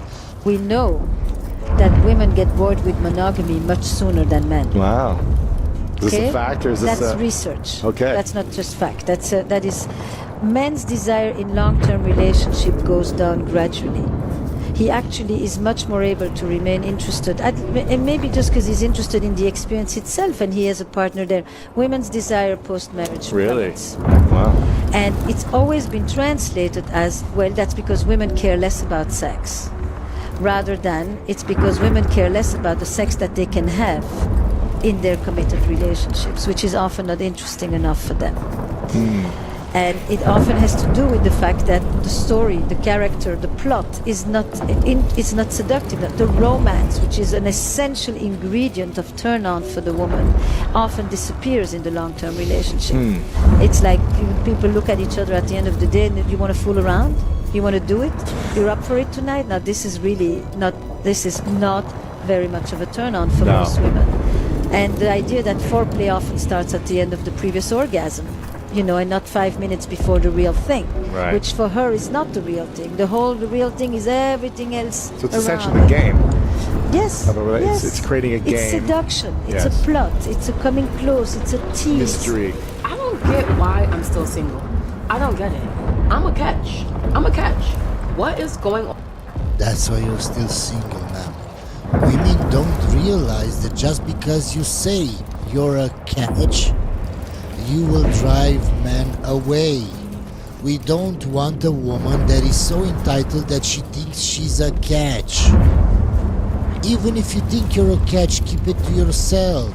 If you record yourself and say, oh, why can't I get a man because I'm a catch? I'm so good looking, I'm so this, so that. Men will stay away just because of that, ma'am. And you don't even realize it. That's why you're still single. So this whole video has no point. There is no point in us listening to you. We're just going to skip this video. I saw a TikTok earlier that said it's impossible to enjoy what you had to beg for. As much as I know it is very important to communicate what your expectations are, what your wants and desires are to your partner, that is very important and I understand that. At the same time, Ma'am, what is up with your nails? How can you do anything with those nails? Even when you go to the bathroom and you want to wipe your ass, you can't with those nails. What are you doing? Sometimes it feels like if I have to keep asking for the same things over and over and over again for you to finally do it, it feels like you don't genuinely love or respect me, because why do I have to ask so many times? I truly feel like a partner that sees you and understands you should not have to continuously ask for. A partner that wants to make you feel seen and heard and respected and loved will go out of their way to do things knowing who you are, having to communicate over and over and beg for the things that you know you need as a person. Just doesn't sit right with me anymore. At the end of the day, somebody should want to do those things for you. They should want to bring that comfort and peace and happiness to your life. I agree, ma'am, but what you don't understand is that men don't see it like you do. Things that matter that you say are very important for you, the small things, we don't even see them. We don't realize. because we think very differently. How we see things and how you see things are totally different. And one more thing, ma'am, if you're with a guy that doesn't do what you want or isn't how you want, why are you in a relationship with him? Why are you trying to change him? From the start, when he shows you he doesn't do this, he doesn't do that, he's not into the same things as you are. Why are you in a relationship with him? Why are women trying to change men? He shouldn't have to change his behavior for you. Like, without you having to beg for it. They finally do it. They are looking for some kind of appreciation or validation that, oh, look, I did it. I finally did what you asked. And it's like... Yes, because for us it's very important because we don't think like you. So when we do it and it's not appreciated, why should we do it again? Because you're not appreciative of what we've done, even if it's a small thing, because for us it's not important, so he had to go out of his way to do that small thing that you consider so important, that we don't consider at all. Why? Because women aren't trained or don't care to see things from our point of view, only from theirs. Oh, well, if it's important for me, you should be the same as me. We're not, ma'am. We're men. You are women, we are men. We think totally different. Only social media makes you believe that we are the same. We're not, ma'am. Okay, but now I don't really appreciate it anymore because I had to ask so many times, and it doesn't feel like it's coming from a genuine place. It feels like you're just doing it to get me to shut the fuck up. Yeah, because we don't consider it important. Only you consider it important. Because we don't see things as you see them. Does anybody know what the actual fuck we're supposed to be doing with our lives if we're in our like late 20s, early 30s and single? Because on one hand, you should be making more TikTok videos, ma'am, because those TikTok videos will keep you warm when you're older. When you're in your 40s or 50s, you can watch those TikTok videos and feel all warm inside, even if you don't have a man and you're all alone. it feels like I don't have a baby and a family, so I'm doing everything fucking wrong and I'm super behind in life. And then on the other hand, it feels like I really don't want a baby and a family. I just want to go out and drink 5 espresso martinis in one Saturday afternoon with my friends and not feel like I'm in fucking trouble for doing it because my friends are at home with their babies. It's a weird age because you'll hang out with 2 of your friends and one of them's like, I literally need to leave in 30 minutes because I have to go home and breast pump, whatever they call it. And the other one's like, oh my god, my situationship hasn't texted me back in 3 hours, I'm gonna die. And I'm like, I don't know what sounds worse. Problem is, like, I don't even know if I want kids, but if I did know for sure that I wanted them, I'd be in the same position of being in this fucking rat race where you have to go out and date a bunch of guys to try to find someone to be with. And it's like, that was cute and fun when I was in my early 20s. I don't really want to be doing that now. Ma'am, just keep making more TikTok videos. TikTok videos will never lie to you. TikTok videos will never cheat on you. TikTok videos will never talk back to you. Just keep making more TikTok videos. Those videos will make you happy, man. The guys haven't gotten any better. Seriously, my friends are like, I got up at 6 a.m. to make breakfast for the kids and pack lunches, and I'm like, oh, I've been staring at my phone just wondering if this guy likes me or if he has 7 other girlfriends. Like, how are we the same age? And I'm just like, I should just enjoy my freedom because it's Tuesday afternoon, it's a beautiful day, and I just want to go have like 3 cocktails for no reason. And I can. And I'll feel guilty about it, and I'll wake up tomorrow and be like, I'm a loser. I have 3 kids, a mortgage, and a fucking blue-eyed, blonde-haired husband who works in finance, but About 6 months ago, I entered an affair with another man. Okay. It was started out as something fun. I know that's stupid. Probably at work. I haven't seen this video. Let's hear. But it turned into something a lot more emotional than I expected. And now at this point, I just don't know what to do. I mean, I do know what to do, but I don't know what to do at the same time. Like, I know cheating on my husband is wrong, but at the same time, I have really deep feelings for this other man. And I'm in love with 2 men at the same time, and it's very difficult. One step closer. Try having a threesome, man. I'm sure that will solve everything. What's difficult about it for you? Well, because I love my husband. You don't. Hold on. You don't. And you have hurt him. So that ship sailed. Yeah, when you say you love your husband, you don't go and cheat on him. So from the start, you don't love your husband. Like, what's hard about it? I just don't know what to do at this point. My husband doesn't know what's going on. The other gentleman does know that I am married, and I don't want to leave my husband, but I don't want to break things off with this other gentleman either. So let me give you another side to this, okay? So, number one, I don't think you love your husband. I don't. Of course not. I think you love the idea of the security that 7+ years of quasi-stable relationship brings. I also think deep down you understand that you are with somebody of so little character that he doesn't mind blowing up another family so he can hook up with somebody. So I think you found yourself in a pretty dicey moral dilemma. And this isn't who you want to be. Man, in my opinion, all those guys should leave you. Your husband first because you cheated, and that guy knows that if you cheated on your husband with him, it's for sure that you will, in the future, you will cheat on him with somebody else. So both those guys should leave you, and you should be alone forever. That's my opinion. Is it? No, it's not. I've never done anything like this in my entire life. Hold on. I don't care about that, because you are right now. We can say those kind of statements to make ourselves feel better in the moment. Let's don't do that. Let's don't try to numb over this moment. Okay. It sucks. And so I don't see a way where all of this doesn't end in ash. Maybe if you go back to your husband, you cut this off, and you never talk to this stranger again, as long as you live, ever. And your husband chooses to build something new, because your marriage as you know it is over. It's over. Completely burned to the ground. And you'll choose to build something else, cool.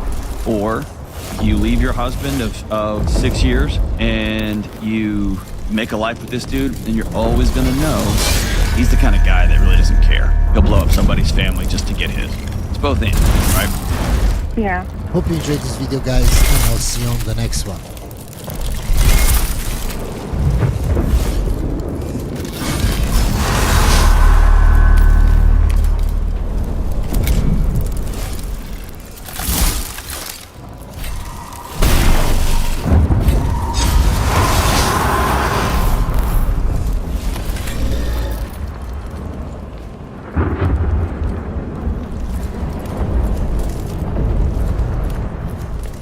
Transmitting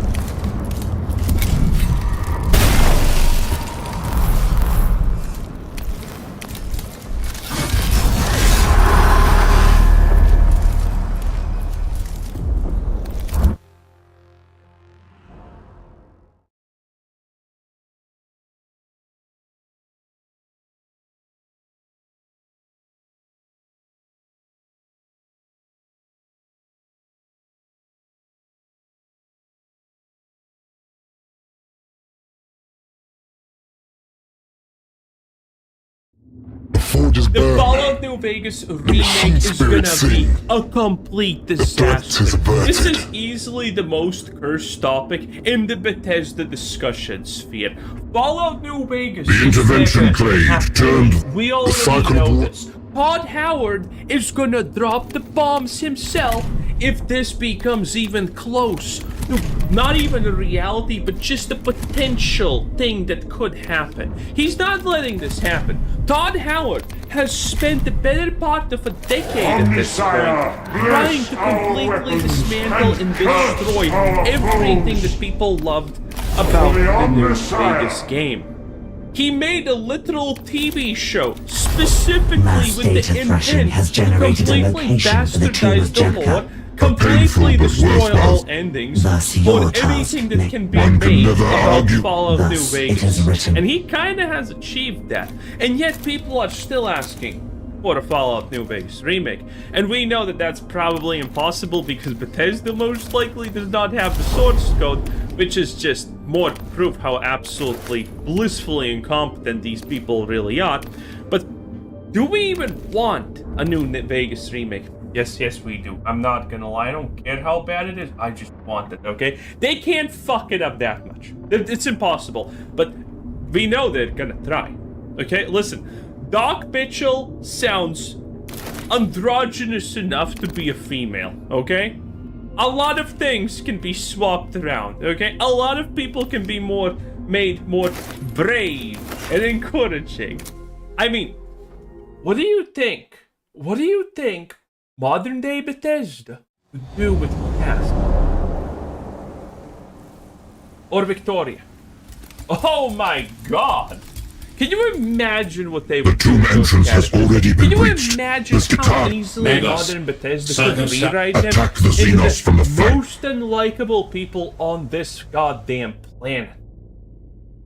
Yeah, that's the future right there, okay? And Raul is literally a Mexican immigrant, technically. Imagine the endless woke potential that we have there. Oh boy. I want the new Vegas remake, but man, I know how bad it's gonna be. I know it. Recently, Chris Avalon, one of Fallout New Vegas's senior designers and writers, stated in an interview with the YouTuber TKS Mantis that he did not believe a New Vegas remaster was possible, that the technical know-how has simply been lost, and that Bethesda Game Studios doesn't even have the game's original source code. Take a listen. TK, so just really simple, I don't think Bethesda has the engineering know-how to make a remaster of New Vegas at all. Did you? Okay, that's fair. And you think just other than that, fundamentally, it would be an impossibility for them? Patience. Yeah, for one reason. The very last milestone for New Vegas was please deliver all the source code and the ability to make the build, and like we'll pay you like $10,000 for that milestone. Now, what that milestone really meant was if all the cast members can do it, that means they can recreate the game anytime. Yeah. For reasons unknown to me, but I have suspicions, Fergus decided not to cash out that milestone and did not deliver it. First of all, I just want to mention, 10,000 at that point is kind of pennies on the dollar, and it's kind of humiliation ritual, honestly, more than anything else, because we already now know that Bethesda were rated. They were rated Obsidian at that point for failing. I have like 2 videos on this where we discussed the fact that Bethesda literally called in Obsidian and showed them a PowerPoint presentation about how incompetently built New Vegas is and about its numerous problems. Now, granted, the irony is that it's the most beloved Fallout game of all time, and nothing comes close to it. Which kills Todd Howard inside, as we all know, which makes my day better every time I remember. Yes, I'm that petty. What you gonna do about it? You also should be that petty, because Todd Howard is an animal. In any case, animals aside, there's nothing. This situation is just so bad for Bethesda. Now, what I'm here to tell you right now is that Avalon is mistaken. Over the past year or so, a series of leaks and cryptic corporate announcements have indeed hinted that Bethesda and their affiliates are working on a New Vegas remaster. And what's really given me the confidence to make this video now is that... Now, this is okay. I didn't talk about, but Bethesda, without even the source code, can just remake New Vegas. It's their game. It's their IP. They have the rights to it at the end of the day. Obsidian does not have that. And good, because they're doing it. They did it now. And all of this was made with Bethesda's assets. So, Bethesda already has technically 100% of Fallout New Vegas. They just kind of have to remake it. And the bad part about this is obviously the fact that if Bethesda makes New Vegas from scratch, there's going to be a lot of points they probably won't change. I've heard the same thing from several individuals who would know, who accurately warned me about previous Bethesda and broader industry releases that have all verified the same thing. Today we are going to dive into all of the information that has been building to this point, including much of what we know and what I've heard about an impending Fallout 3 Remaster 2, which is honestly just such a poorly kept secret in the industry. Everyone knows this is happening, wasn't even worth mentioning in the title, but there's some stuff to say about it, and discuss what all the info has been leading up to. As always, time codes are in the description if there's anything you'd like to skip. For obvious reasons, I'm going to make an effort to protect my sources here, but suffice it to say, Bethesda is preparing to return us to the Mojave. I detect and internal the data targets scent of the currently have prey. that adventure likely slated for some time following a Fallout 3 remaster in 2027. Alright, so all of this buzz surrounding possible Fallout remasters, or remakes, whatever you want to call them, really got started in 2023. By this point, Bethesda was already firmly under the Microsoft umbrella, and Microsoft was in the process of acquiring Activision Blizzard, one of gaming's largest holding companies, owners of Call of Duty, Warcraft, StarCraft, and... By the way, if this really happens, if there's an unofficial announcement of Fallout New Vegas, then I think it's gonna be at the same time as Todd Howard takes a step back from leadership or something like that. Because again, there's no world where I can imagine that Todd Howard is fine with this. And I have been saying this for a year. After all of Bethesda's failures, it seems very unlikely that Microsoft is not kind of considering new leadership beyond Todd Howard. It seems very, very, very unlikely. I mean, Microsoft literally just decided to get rid of their old Xbox Games leadership pretty much on a heartbeat, honestly. People getting fired didn't even know they're getting fired. At least most of them. dozens of other major IPs. When Microsoft announced their plans to buy out Activision, they were sued by the American Federal Trade Commission, or FTC, on the grounds that such a deal could be anti-competitive. Well, as this case was making its way through the legal system, Microsoft had to hand over huge volumes of material to the courts, including meeting minutes, financial records, and roadmaps for the company and their subsidiary studios' plans. Oh god, here we go, boys. It's the leaked roadmap. It's the leaked roadmap that does not represent reality in the slightest. Add a year, add 2 years, add 3 years. And it's right. God, I hate this. Court database. The lawyer or legal professional who did the private mechanism available to the courts upon request. And this title... Okay, we're fully skipping the original FTC because the original FTC is complete garbage.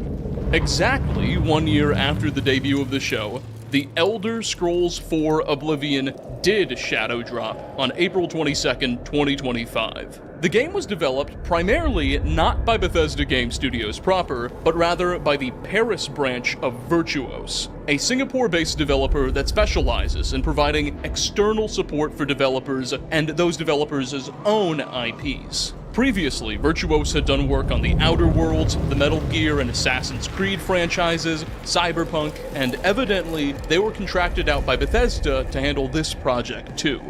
The remaster paired the Unreal Engine with Oblivion's native Gamebryo, now the Creation Engine architecture, producing most of the physics and gameplay in the original, but rendering graphics and lighting through Unreal. Now, I bring the Oblivion remaster up for a few reasons. One, all sources suggest that the Fallout 3 and New Vegas remasters are being produced by the same studio with the same fundamental system, using the original Creation Engine as a base and the Unreal for graphics. Two, the reason I have much faith in my own sources about a Fallout 3 and New Vegas remaster is because they told me about the Oblivion one in advance. Already, I wouldn't doubt my friend's credentials, but the best credentials in this kind of space are a history of accurate information ahead of time, and that's what I got here. I was alerted to this project's likely release about a month early, and when I found out, I immediately... Oh no, this is so stupid. The Oblivion Shadow Drop was a marketing campaign, you idiot! It was a full-blown marketing campaign. All the leaks were intended. Oh no! He has no idea he got played. He has no idea he has gotten completely used. Wow. That is insane. That is insane. He still doesn't know the Oblivion Shadow Drop was not a shadow drop. All the information that we had, the spacing of it, the everything. Oh my god, no, there are some people that actually believe that the Oblivion drop was actually out of nowhere. You have not been paying attention to that. All the leaks, all of the things, if you compiled them in a neat little timeline, you could literally see the next leak dropping when people lose interest in the Oblivion remake. And the closer you got, the more leaks you somehow magically got. Man, amazing. We got to work on an Oblivion video in order to catch the wave I knew was coming. Now, this was somewhat of a challenge for me. As you know, my videos can sometimes take more than a month each, and when I first heard about this, I was knee-deep in a different project and out of state, but I rushed myself home to get to work. Hence, on April 30th, 2025, I posted my own Oblivion's little-known 4,000-year backstory video. That project still missed the actual drop date of the game by about a week, but at the time, it was one of my fastest turnarounds ever, something the comment section picked up on. That's why. The other thing here is that the shadow drop of Oblivion also confirmed the credibility of some more public leakers in the space as well. YouTuber, podcaster, and Twitter user... God, I was gonna say Nate the Industry Plant Hate. Nate the Hate made a series of posts in the weeks and months leading up to the shadow drop, consistent with what actually happened. As far as I know, we are not sharing any sources, but it seems they have access to their own person within the system, feeding them accurate information about Bethesda and Virtuosa's plans. Finally, the success of the remaster surpassed Microsoft and Bethesda's expectations, and granted them a much greater confidence in both Virtuos and the idea of shadow drop remasters. I don't know if that success is related, but it's in the months following Oblivion's release that development of both a Fallout 3 and New Vegas remaster were confirmed to me privately. That November, the previously correct Nate the Hate echoed what I had been hearing in a reply to a now deleted tweet, stating, quote, "I know the intent to do New Vegas exists, but I don't know if it will come with FO3 or be its own release. FO3 Remaster is still a ways off." Unquote. And this all brings us to December... By the way, most of these leakers are also absolutely the kings of fake posting. The sarcophagus chamber. The last... I honestly hate Make your the choice. leaker shit, because... All prediction model. I don't think even a month has passed since we covered the newest leaker that everyone was shocked about. A guy who literally claimed 20 things, and one of them was, you know, extremely off, but close enough to almost be called a 10% right. And then he was like, unofficial leaker. Oh my lord. November of 2025, with the release of Season 2 of the Fallout TV show. There were a lot of hopes within the community that Bethesda would this time seize upon the tentpole moment they neglected in 24 by shadow dropping a remaster. But suffice it to say, both Fallout 3 and New Vegas very much then, and still do, need more time in the oven. In January, Amazon unveiled this cryptic timer clearly counting down to the season finale coming in February, and a lot of rumors started flying around then, but it was still never meant to be.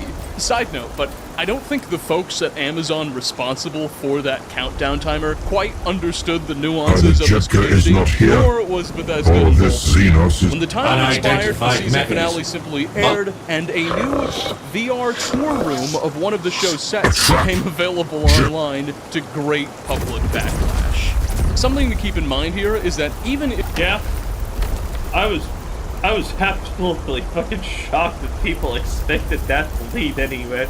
Oh, we're just gonna drop New Vegas. My dude, please. If Bethesda does decide to drop something commensurate with the TV show, the announcements will be coming from Bethesda and Microsoft's channels specifically, not Amazon's website or its Twitter account. Anyway, regardless of the countdown timer validity, since that whole fiasco began, things have actually been heating up quite a bit. On January 7th, right in the midst of the promotion, Jez Corden, managing editor at Windows Central, a tech news site with a particular emphasis on Microsoft, began reporting a confirmation that a Fallout 3 and New Vegas remaster were both in the works. Quote, "Our sources did tell Windows Central that a remaster or remake for Fallout 3 will eventually come, and that one for Fallout..." Okay, so this is just things that we have seen. Okay, moving on, I guess. A support studio based in Chicago that co-developed the Skyrim Switch port, as well as the Skyrim and Fallout 4 VR ports, posted this image and caption across their socials. Quote, "Today's our February company meeting. It's time to catch up with what the company's been up to and what's coming up next for IG." Unquote. The image displays a computer monitor with a classic Fallout "Please stand by" test pattern screen. Specifically, this is the Fallout New Vegas "Please stand by" screen, while the second monitor on the desk appears to mirror the first in a PowerPoint playback UI. The implication being that this Fallout "Please stand by" screen is the first slide of a PowerPoint stashed in the watch. Now, I'll be honest, even if it weren't for everything else, if it weren't for all the other leaks and reporting, this social media post alone is a pretty big deal, and I don't think it got nearly as much attention as it deserves. Iron Galaxy is a frequent Microsoft and Bethesda partner. Their social media managers know what they're doing, and this tweet was cross-posted to just about every social account the company owns, from Twitter to... What if it was just a generic, we're gonna do something with Bethesda thing? I think it's just too vague. A lot of these companies don't understand. A lot Assessing of these enemies for taxidermic don't really potential. care about these nuances. I but the fan detect the bases data center of the prey. This is the slight problem. The average fan is gonna be like, "Oh, that's Fallout," but the hardcore fans are gonna be, "That's New Vegas." Me included, by the way. But that does not mean that it's actually New Vegas. When we're talking about all of these support companies and whatnot, yeah, sure, they know what Fallout is, but they don't look at it like such a nuance of, oh, this is that building, oh, this is that standing fine, or whatever.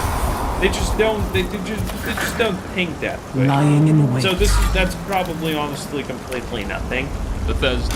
Days later, on March 9th, Pro Depot, a Hong Kong-based toy retailer, posted a listing for an upcoming 7-inch Fallout 3 remastered T-45 Nuka-Cola Power Armor figure produced by McFarlane Toys. The product listing contains we have all of these.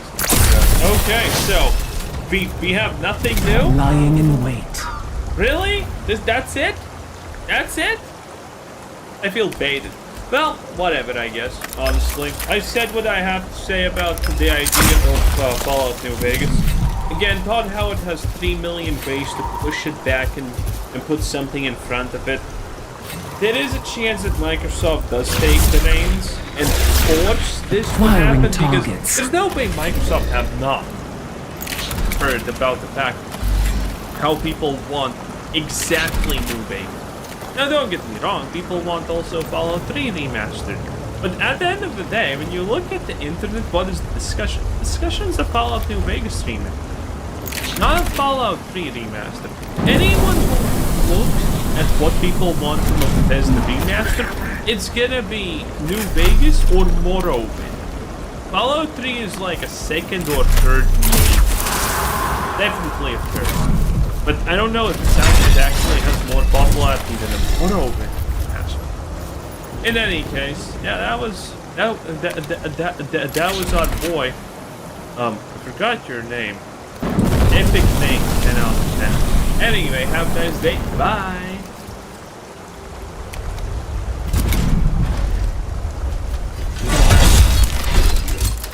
Stalker Doctrina in effect.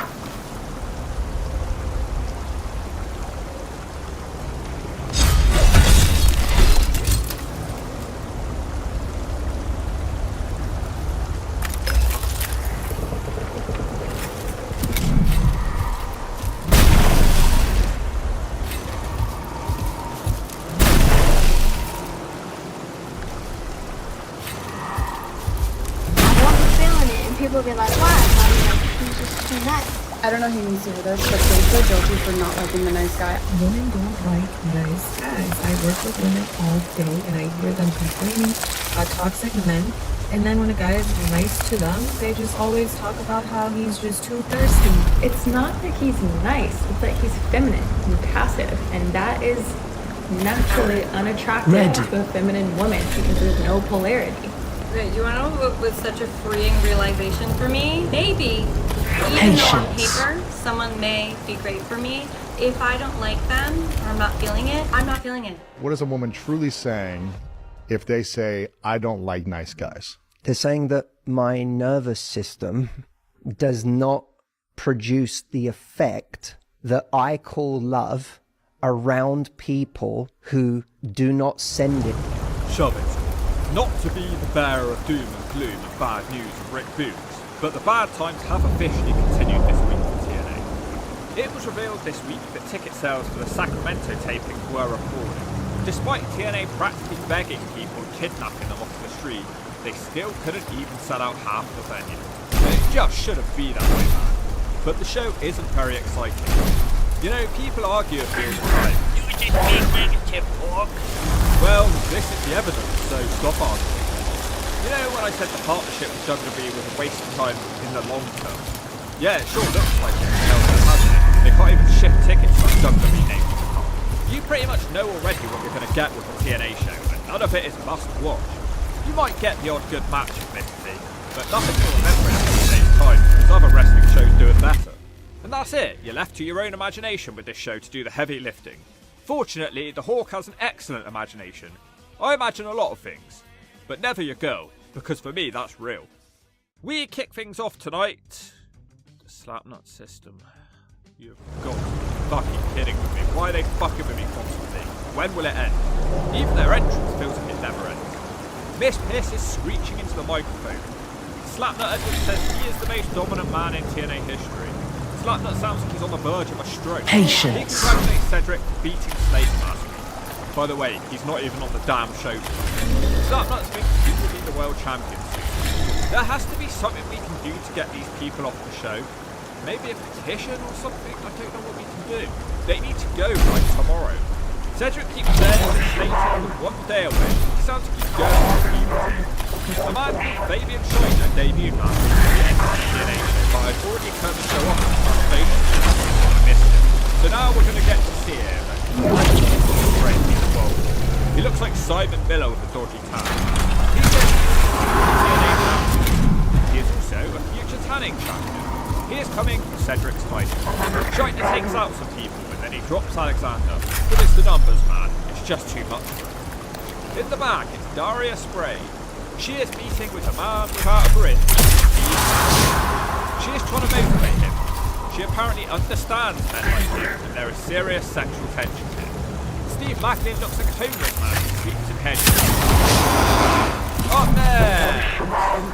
talk about sleeping in hedges. Cora Jade looks like she's been dragged through some hedges. She's having a bad hair day. But despite that, we're actually going to be rooting for Cora Jade to most people or not. Who am I kidding? You were rooting for her anyway while she was shaking her teeth and snorting bowls of her. I detect the data scent of the prey. On commentary, if the girl who kicked her down the outside then apologised for it, this is Ariana Grace. The reason we're cheering for Cora tonight is that she's facing Pegleg Indy Harbour. You can't believe we're cheering on Cora Jade. The commentator's table is some trash.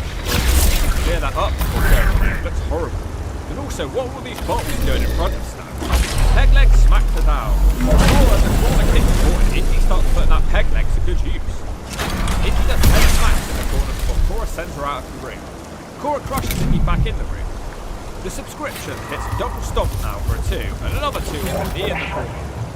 Pegleg lands her with the spine buster out of nowhere. She's about to fly when Smacks takes the referee and Ariana pushes in. The ref calls for a DQ anyway. The beating continues. Grace says their business is not finished. Ariana cuts a promo about how it's her dad's fault. The crowd are dumping all over her of anger. This brings out her dad, Santino Morello. He can't believe that she is messing with his favourite wrestler, Indy Harbour. He threatens to ground her and calls her a stinking bitch. Smacks gets in his face. I detect the data scent of the prey. Fighting with the wrestlers again. She tells him that he must submit a request to the board for a match against Smacks. Talking of Smacks, we've got to smack you with our first commercial break in the video. Indie wrestlers, you now have 8 days left to apply to enter Gut Smack, very own version of TNA Gut Check. Don't be an indie dog. You could be the next Mason Raw. Tell your story and say it. That's what you've got to do. Quick promo and you can end it. If you aren't capable of doing that, you might as well give up. Hey guys, it's Cora Jade here, back with another month of May opportunity for my biggest subscription. If you buy 10 bottles of my bath for this calendar, I will throw in a really great deal for you, my favourite follower of all time. Dental floss that I spat on. Bye. If you aren't getting laid, sign up for Cora Jade. Make sure you subscribe to my website.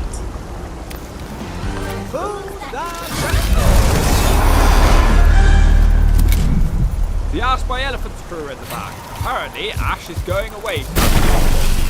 Didn't she recently take a month off already? The lights go out, the lights come back on, and Rosemary is written on the mirror. Guess they're done feuding with Tessa and her weird friends now. The small hippie is having a match against Matthew Hardy in this never-ending feud. You know, they have actually been feuding since before the AMC debut. Nothing ever changes. Well, don't contraire my little hair, because Matt Hardy is now broken. You could tell this last week because he dyed his hair. The other guys are handcuffed to the ring pole on the outside. Matt smacks the small hippie to the outside. The crowd chant hippies.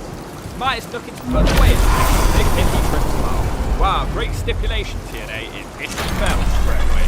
The smaller hippie is winning now. He even takes a cheap shot at the younger brother from North Carolina. Matthew Hardy starts jabbing at the gun, tries a sunset with him, which resembles a turtle stuck on its back. The smaller hippie crushes Matt into the steps while forcing Jeff to the top. It goes on, stuff continues happening. The smaller hippie says he has hurt his little ankle. Matt Hardy, Modus Venator. This broken madman who doesn't follow the rules and can't be controlled, is controlled by the referee. This allows the hippie to use it and tries to hit Matt with it. Matt bites him on the toenail and plans to hand that to Cora Jade later on. Buy more toenail. He hits the side effect for it too. The hippie gets his own 2 count. Matt then drags him off the top rope. The hippie reverses the twist of fate and shoves him into the referee. This is a roll. The hippie hits the rolling paper. He's about to do something with the handcuff keys when the lights go out. They come back on and Will-O-the-Wasp is back. He hits him with an umbrella and dips him. Matt Hardy hits the twist of fate for the 3. Great, so we've run out of ideas of this then. We've gone back to bringing back Bell characters from Jeff Hardy's past. Who's next? Fucking Itchweed. If the Hardys are so creative, why can't they come up with something new? It's been the same stuff for a decade now. Elijah meets with AJ Francis. Francis wants to collab. He meets on music, but not as a tag team. He says that hip-hop and country music is hot again now. Who remembers Bubba Sparks? I don't think anyone will ever do it better than him.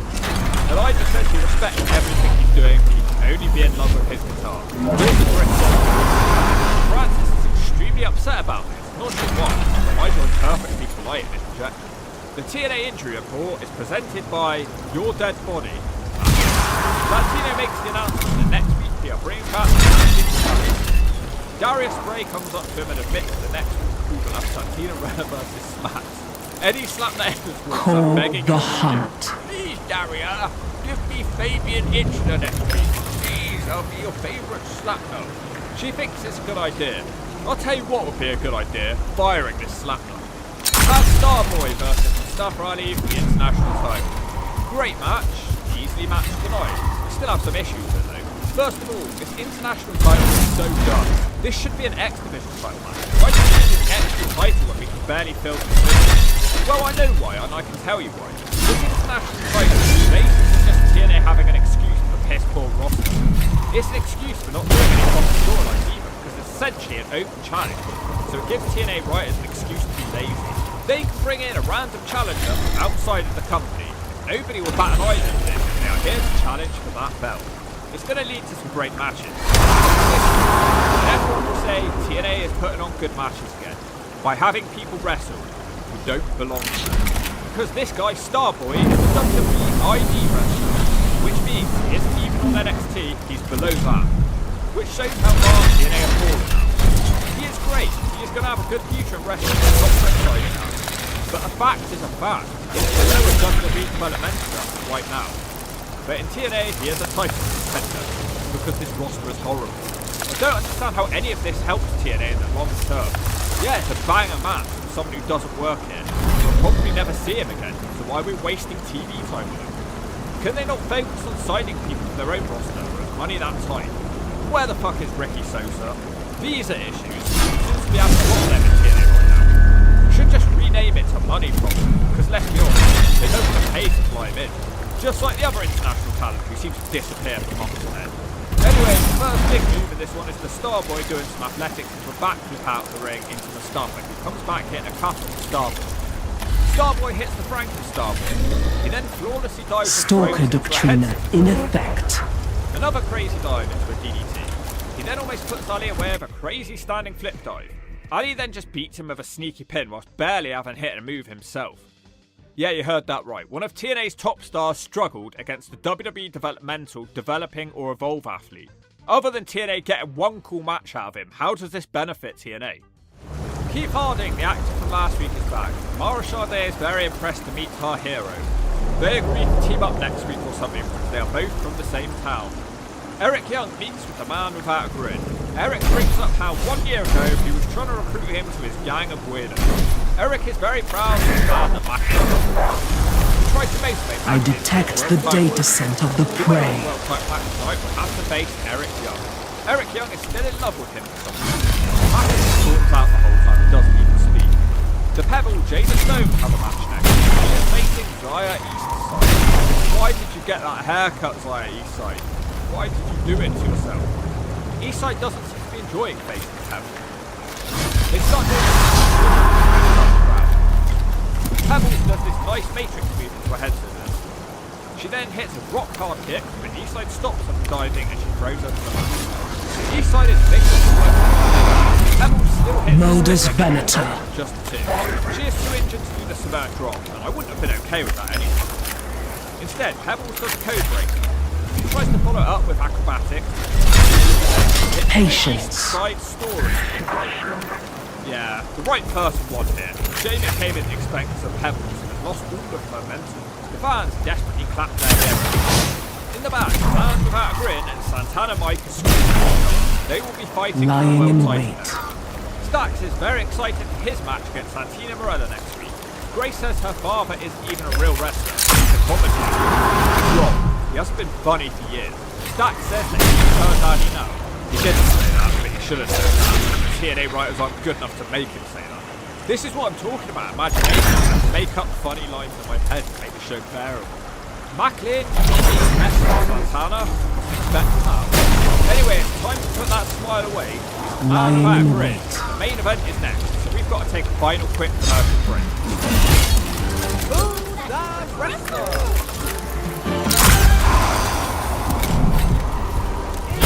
Jack Swagger. You got that wrong. I'll stab you with that.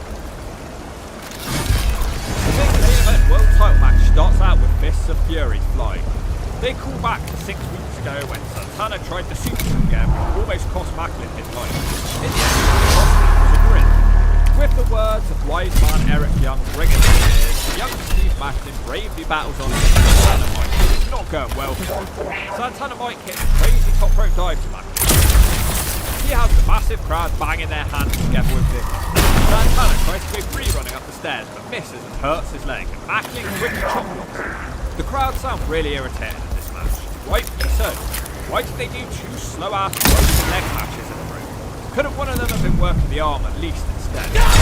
Macklin has the bigger forearm, and for some reason this is a good time to go to an athlete. When we come back, Santana has turned the table. Mike Santana hits 2 amigos, but doesn't get turned, and Macklin fights back. Santana manages to catch him with a beating Death Valley driver. Mike Santana kicks him in the corner now, but he can't hit a rolling cutter and gets smacked in the back of the noggin. Steve Macklin misses a charge in the corner and both start rolling around and going nuts. Santana hits the cutter for a 2. Steve follows up with a spinning powerbomb for another 6. Macklin is able to fight back with an ankle slam and he picks him up straight away and hits Shawn Michaels' 1997 stomp. The fight keeps going. Santana kicks Macklin off the top break, but through a table though. Santana does the Brock Splash for a 2 count. Eric Young breathes a sigh of relief into his nappy. Macklin almost sneaks away with a super kick. More finisher reversals happen. Santana catches him with a flying duck wing and spin the block, and then that's the 3. So, presumably, with that win, that means that Macklin goes back to the unemployment line, because there's literally nothing here for him anymore, is there? If he's just going to be hanging around with Eric Young, I'll pass. He got fired and Feast or fired. He had his fair rematch, let's get rid of him now. President Cuckold scrambles into the ring to give Mike Santana his belt. And nothing happens. Stalker Doctrina in effect. God, I hate this show with the burning rage of 1,000 summers. You know how they say you've got to give a TV show time for you to get into it? Well, the Hawk has now watched this show for close to 20 episodes. It's driving me insane. It's so uninteresting. I strongly dislike this show right now. If it wasn't for the fact that I get hounded anytime I try to stop reviewing it, I would have ditched it a long time ago. If it wasn't for my imagination, the show would literally be impossible to get through. The show is so horrible it makes me sick to my hands. So let me try to explain this, because some of you don't understand what I mean when I say it's horrible. The show is not insanely dumb or ridiculous like WCW. It is not Vince Russo it is worse. Acquiring targets. It is not a bunch of OMPs crapping in their knickers in the middle of the ring like heroes of wrestling. No, this show is worse because it's boring. There's nothing worse than boring. This show offers literally nothing that none of the other big shows currently offer, but TNA does it worse than that. You know how you have Coca-Cola? Well, TNA is Curious Coke. Modus You have Venator. Red Bull. TNA is Goblin Energy. You have Sprite. TNA is Sun. If you want to watch good indie, why would this even be your show of choice? It's not even that good. TNA is more of WWE's back. Optimized. Occasionally it might get the cream, but the majority of the time it's just they're itching and irritating people. This is what happens when you sell your soul to the devil. Clearly this show does not have a soul. I admit that the NWA Gear figures are probably made up, but at the same time, I can't believe that around 200,000 I detect the data scent of the pole, maybe the MLW will heart. take that first spot as they return on the 30th of May, finally. I'm telling you, if this show is bad again next week, we will start a movement. Just like TNA causes me to have a movement each week for Dash to the lavatory holding my ass. Delirious and Tommy have got to go. Give them old Sammy Callahan to go. In fact, anyone will go. Tommy and Delirious have to go. They go to take each other's knickers somewhere else. Whatever you pay them is too much, and if you don't agree with that, you're out of touch.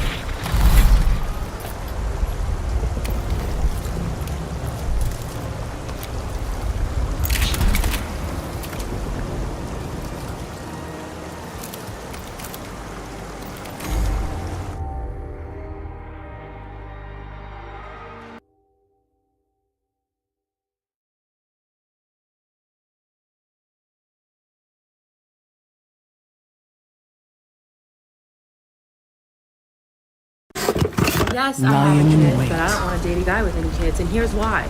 Unless you're like a widower, why are you single? What did you fucking do? What did you do to the mother of your children? Because I know that that girl did not want to break up the home. She did not want to do that. She did not want to be a single mother. I'm speaking from fucking experience. Okay, ma'am, but you do know that 70% of divorces are initiated by women. So are you telling me that it's Stalker always the doctrine guy's in fault? effect. God forbid a girl doesn't want to date a guy with kids. Now the whole internet, men are like, Cheeto dog, Cheeto. Yeah, they can. And I'm just not looking at that perspective as much. It's more so like, what are the odds? What are the chances? And the odds are, at the age that I'm at, 26, for a man around my age who is no longer with his baby mother, the odds are something happened with me. Those guys will always think it's our fault. Let me show you 2 videos that shows that it's not always the guy's fault. Forgot I had to be married and pregnant for a second there. We're all single at a Jonas Brothers concert, married Modus women, and Venator. shaved. Also married with 5 kids. We can do it. Actually shaved my whole body and I'm married with 3 kids. Is it happily if it's not to Joe Jonas? Solid point. I'm married with 3 kids. I'm gonna go to his concert on Saturday with my daughter. Just gotta look my best when in the presence of Joe. Dozens of comments just like this of But remember, it's always the guy's fault. Let me show you another video just from this concert. Just a married pregnant mom, but I still shaved my entire body for this concert just in case. If that wasn't disgusting enough, take a look at these comments. Are the chances low? Yes, but are never 0. So you're saying there's a chance. This is a married mother with a child. 33 weeks pregnant with twins, but that will not stop me. You got this, mama. Married woman with a baby on the way. Girl, my husband said you're 2 weeks postpartum. Why don't you just wear leggings? Excuse me, sir, you think leggings are appropriate attire for meeting my boyfriend for the first time? Funny thing is that she turned comments off for her video, but too late, sweetheart. I saw them, and now we've all seen them. The men are mad. They comment on all my videos. 3 to 4 haters on each video that I make. By the way, this isn't 2 pounds of makeup, babe. This is about 5. Yeah, ma'am, and I can prove that it's 5 pounds of makeup. Little staircase singing sesh, and I have a filter on because if I didn't, you guys would be scared. Single fathers are cooked. They're cooked. After my video, I like changed. Like some people were commenting like, "Wow, I didn't think of this. I'm gonna stop dating baby daddies." Of course, ma'am, because they never thought about something serious and important in their entire life. I'm sorry, baby Optimized. daddies. Do better. I have been nominated 27 times for the Stupid Ass Bitch Award. I think I'm gonna win. I'm so excited. Yes, ma'am, and I'm going to give you another award, the stupidest video of 2026. Congratulations, ma'am. Thank you guys for loving me. Thank you guys for calling me Stupid Ass Bitch. Thank you so much.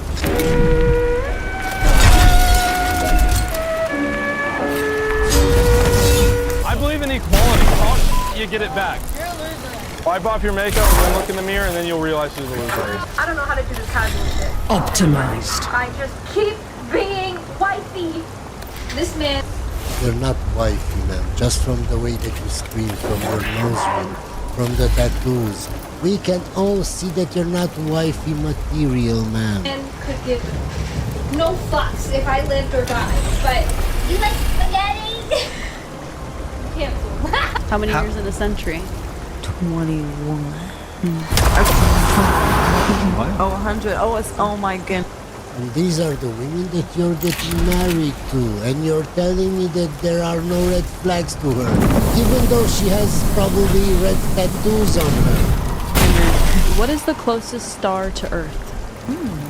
Oh, I know. The sun. Please, I don't know Patience. the North Star. If you're sad about being single right now because you're scared you're gonna end up alone, remember this: the people in relationships right now are safe from not ending up alone. They could be in a relationship right now, but that could end at any point. Yes, ma'am. And why does that end? Who chose that guy? You did. So it's still your fault. It's not the other person's fault, ma'am. Stop blaming other people for your failed relationships. If that guy or that woman was crazy or was a cheater or whatever, it's your duty, it's your duty to know this before getting in a relationship, or as soon as you saw the signs, to leave. Yeah, people shouldn't cheat. Yeah, people should be all great, but they're not. We're living in reality, not in the Lululand. So you have to protect yourself from cheaters, from liars, from everything, because that's what you need to do for yourself, because Superman is not going to come to protect you.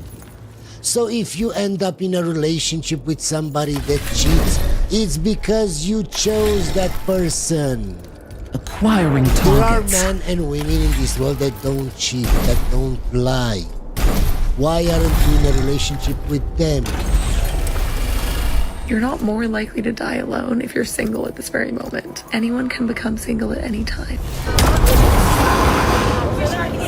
Men used to go to war for women, now they run for a seat on the train.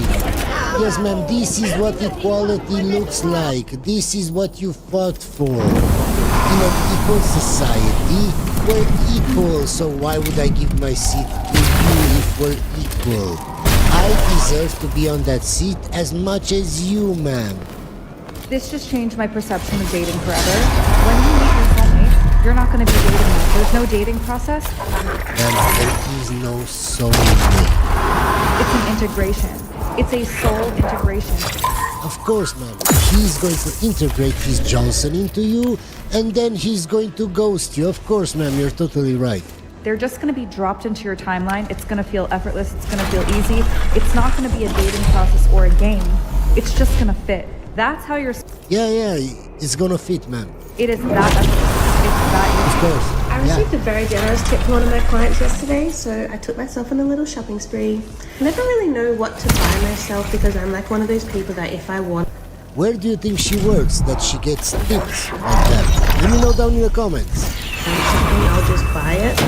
So I just bought some new gym clothes because everyone needs some motivation to go to the gym, and that usually works for me. So I got a cute little crop and some leggings and this jumper.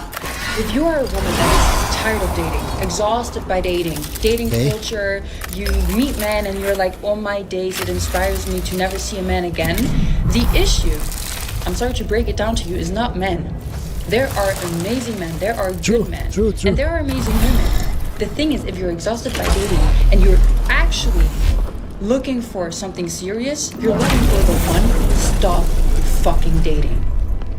The one doesn't exist, by the way. Invest all that energy you're actually wasting and leaking into not just one man, but several. All that energy, pour... Guys, I really thought that she was going to say something smart. Maybe say take accountability for the choices that you make in life. I don't know, something, and she starts talking about the one I and detect the energy. data scent of the prey. Put it into yourself, redirect it into yourself, shift it to yourself, and become the one. Yes, become near from the yes. I just got ghosted so hard that I genuinely Googled to see if there was an obituary for this man, this boy. I fear this is a canon event that I am just late to experiencing, but genuinely, how do I know that he didn't die?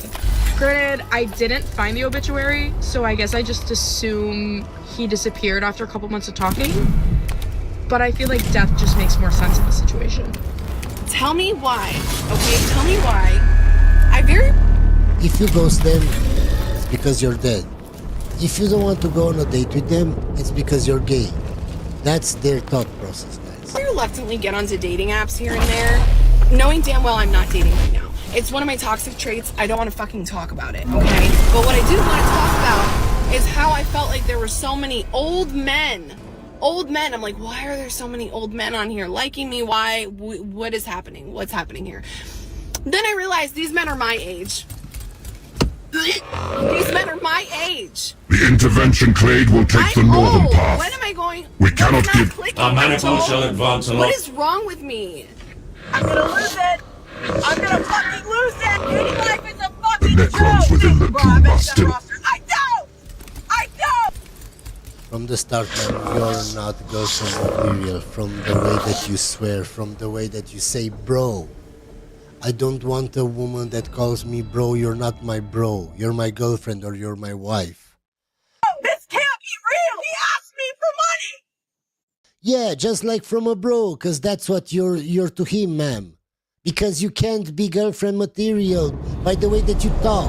Just look at how you act, your eyes.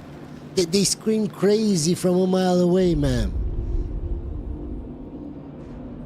Yeah, crazy. And then he goes, "You got me till Friday." I have never said a word to this man in my life. This is our very first conversation. You're asking me for money. Yeah, because he's your bro, man. Rip, I'm gonna take my hair and I'm gonna rip it out. Ask me for money? Is having a child the most selfish thing you can do, or is it the most unselfish thing you can do? Unselfish. Why? You're taking care of another life, and it's more important than yours. True. Are women doing the world a favor by having kids? I don't understand how they think that having those piercings makes them better father. I don't understand, I swear. Those are the women that say that they don't care what they do. Of course, that's why you're single now. I would say women are doing the world a favor by having kids, because if they didn't have Firing kids, then the human targets. species would just die off. I mean, not really. It's so overpopulated now. They're only doing themselves a favor because they want to feel the nurturing joy of having a child. If we're overpopulated, why is everyone talking about the record low birth rate? Well, I don't know. Listen, so it's... My guy, you can't talk about that because she doesn't have high enough IQ to talk about that. It's Bill Gates. He's trying to wipe us off the planet. Modus Venator. What did I tell you? I didn't even hear the video. Conspiracies. Are humans doing the world a favor? I'm gonna say yes, honestly, because you don't know what you can create. You could create the next president, you could create the next Hitler, who actually knows? But regardless of what it is, all humans have a purpose. And from the nose, we know what kind of child you would create. And a path in life. So, whatever it is, I hope they find theirs. Aren't they just creating more traffic? Yeah. Men and women are not the same, and now all the feminists go like, This is not true! it is true. Patience. If you believe men and women are the same, you're actually limiting yourself, No, you actually have mental problems. That's it. especially in your relationship, because you will start expecting a man to think, feel, and love like you do, Yeah. and he never will. We're not meant to. And let me just tell you this, guys. This only happens to people who have a low IQ. Why? Because when somebody has a higher IQ, they can see it from their perspective, but also from the other person's perspective. When it's all about me, and how I think and how I see the world, they have a low IQ and probably they're very narcissistic. You shouldn't be in a relationship with them. To be the same, we're meant to complement each other. We process emotions differently, and we actually have different kind of needs. Men need to feel needed, women need to feel chosen. Men seek solutions, women seek understanding. Men want peace, women want presence. Men need challenge, women need consistency. A woman might regulate. That's not true. When you're consistent day after day, women at some point will just say that you're boring. Through connection and expression. No, they regulate through feelings, that's it. It's all about how you made them feel in that moment. That's why I keep telling you guys that a woman that operates things and decides only based on emotions, you will never be able to trust her. Why? Because at some point, if she feels that in that relationship or that marriage, that you don't love her, or you make her feel a certain way, or you did something wrong just because she feels like you did something wrong, she can leave. Even though there are no logical arguments for her to leave. It's just based on feelings. While a man might regulate through focus and solitude, neither is better, they're just different operating systems. It brings such a value to your relationship to understand the system your partner is operating in. We are actually designed to learn through contrast. The feminine awakens the masculine to feeling, and the masculine awakens the feminine to direction. So I'm going on another date. And I know you're probably like, but you just posted about how you love being single. Yeah, but I also love attention. I love being flirted with. Like, from the start, guys, she has problems. Either Jepka is not Why here, are you going on a or date? this Xenos is able to mask its presence My guy, flawlessly. If you're Secure dating the women chamber like for a this, then thorough you search. can't complain on the internet that she leaves you, or that she cheats, or that she takes half your stuff. You can't. And flirting. Unidentified like, I'm mechanism. literally, the world's literally my oyster. I could kiss him, I could do it all. So I'm gonna do it, yeah. Yeah, and I'm going to do whatever I want to do. We're just going to skip this video because it's very stupid. Dating is really hard for men now. It really is True. so difficult for them. We've empowered women so much, which is great. I am absolutely all for that. But we seem to just have left men in this place where they don't really know what we expect of them. You have to be clear on what you want, because men don't always understand, because the No, women want men to be mind readers. That's the problem. world has changed. They're not mind readers. And I'm really against the whole men are the problem, men are the problem. Like, men are not the problem. It's the fact that there's no rules. Men don't want to come across as a Anybody that says Stalker doctrine men are the in problem effect. or women are the problem, they're not. It's the men and women that you choose that are the problem. Not every man on earth are like that, or not every woman on earth is like that. They're not. as a threat. So they're scared sometimes to approach somebody in person. So then we lose that way of meeting somebody. 20 years ago, people would just go up and start dancing with you in a bar, and that was okay, that was acceptable then. That's not the done thing now. You know, that's not going to happen. But men might have been in a marriage for the last 20 years, and they've come out, and that's the way things were done then. And then they look at now and they're like, what do I do? I gave up on dating because somewhere along the way it stopped feeling exciting and started feeling like a place where I kept showing up whole while everyone else showed up halfway. I'd walk in steady and honest. No, you just found a quote on the internet, or you made ChatGPT wrote you a quote, and now you're reading it. That's it, man. We're just going to skip this video because it's very stupid. I just want my friend back. I don't miss the fighting or even the romantic parts of the relationship. I just feel lonely. He was like my best friend. Other people will be able to make me feel loved, make me feel attracted, make me feel enough. But I hope I can bond with somebody the way I did with him. Okay, man, and if he's so great, why are you not together? Tell us the reason, man. Something happened. Because he can't be so great and you are so great, and you both are so great together, but somehow you broke up. That doesn't happen, man.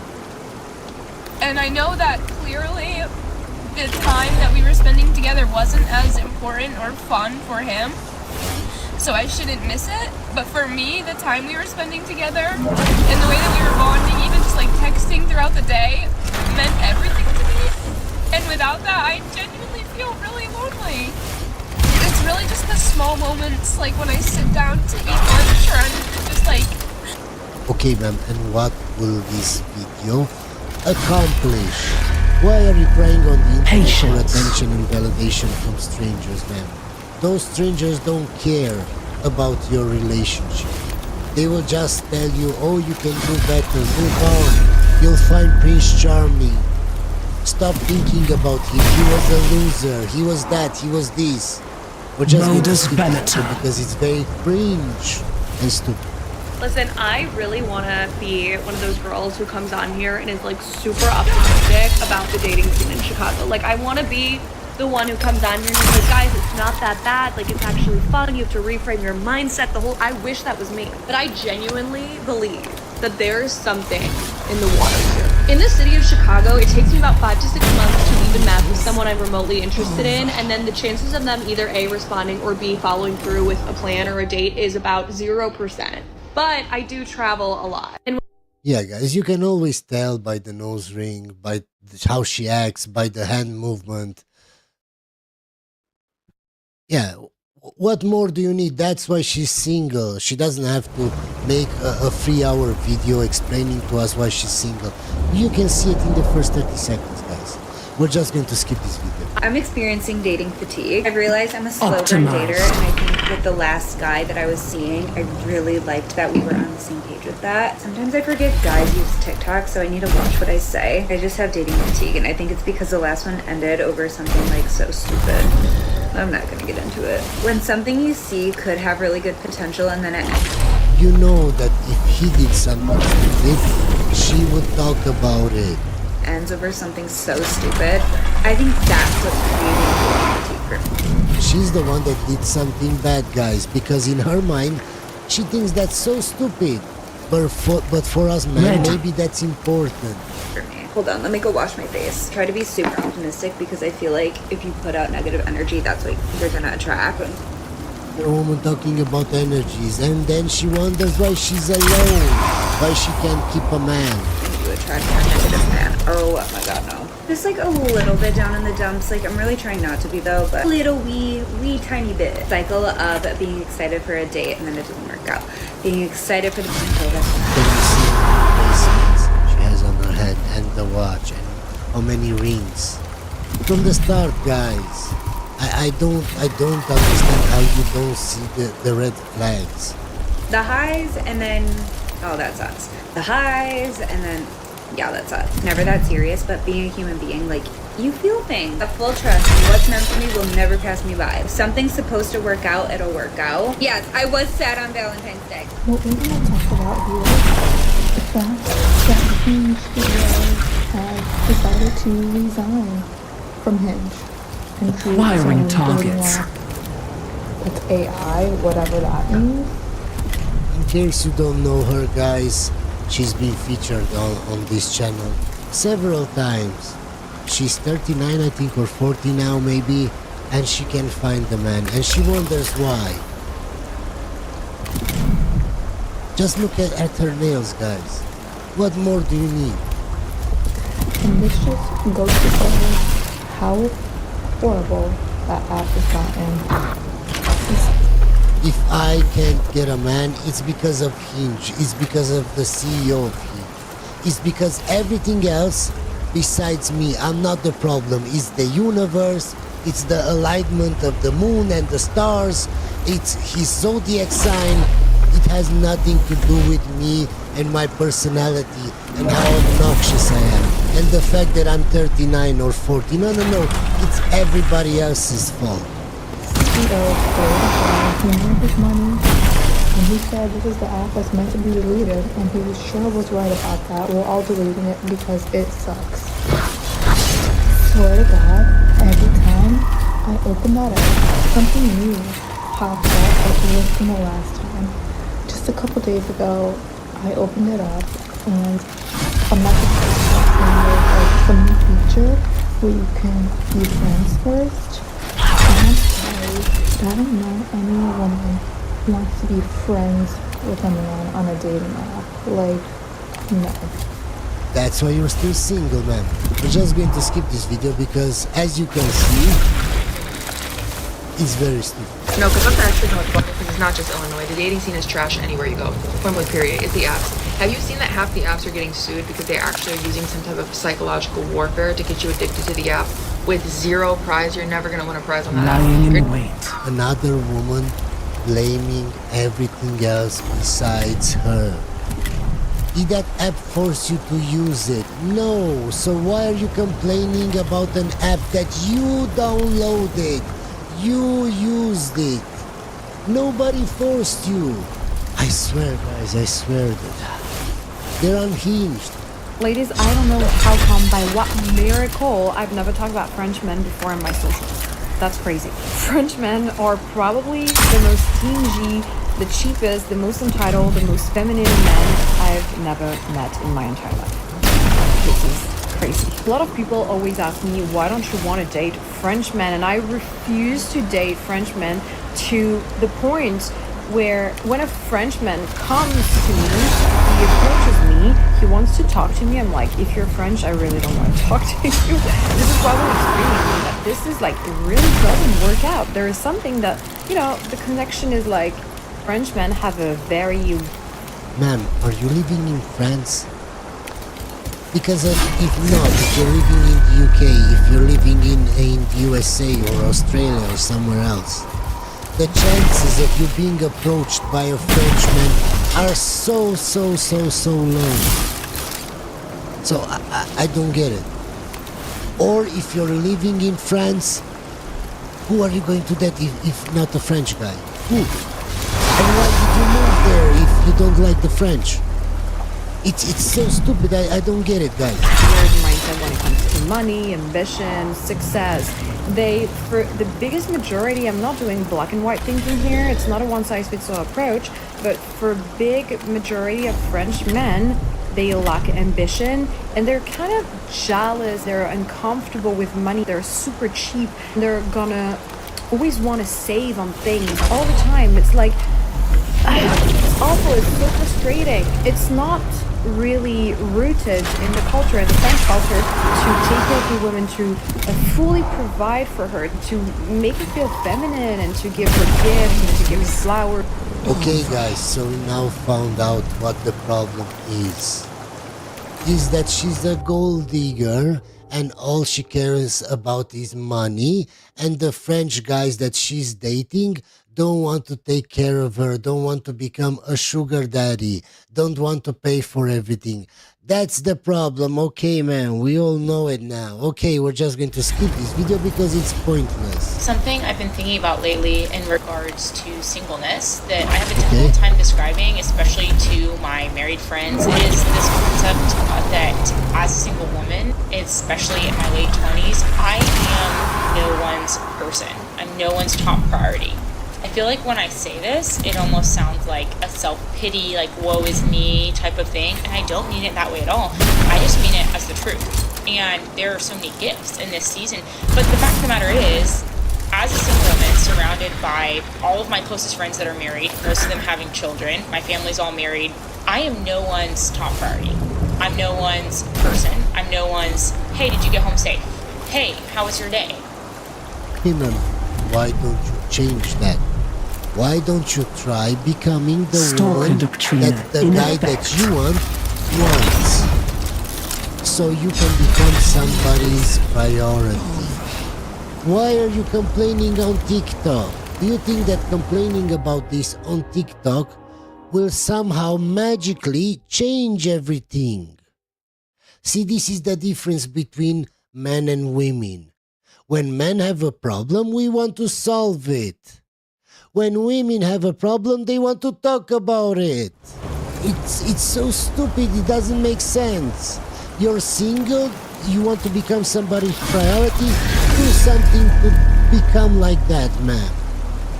Complaining on TikTok doesn't change anything.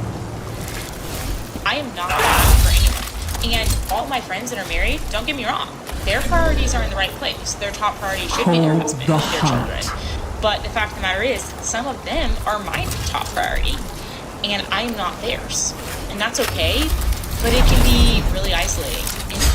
Man, it feels isolating just because you're very narcissistic, and you think that the world should revolve around you. Those friends got married, started a life. They left you behind. You shouldn't care. The world doesn't revolve around you. You should go find your own man. You should start your own life. Optimized. Anyway, hope you enjoyed this video, guys, and I'll see you on the next one.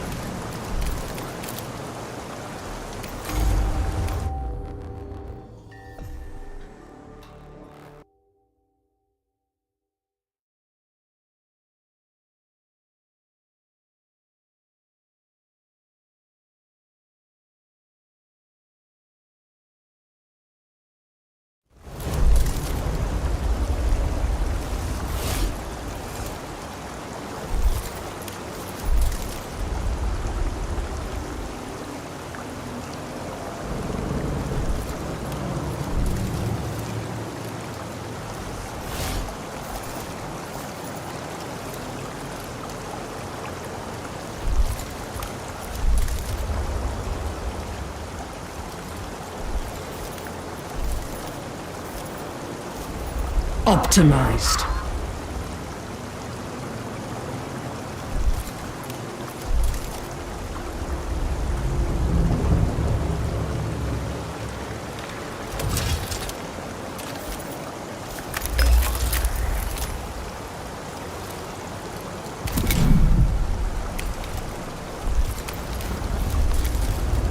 The Omni-Synod will wish to know how such a catastrophe could be permitted to occur.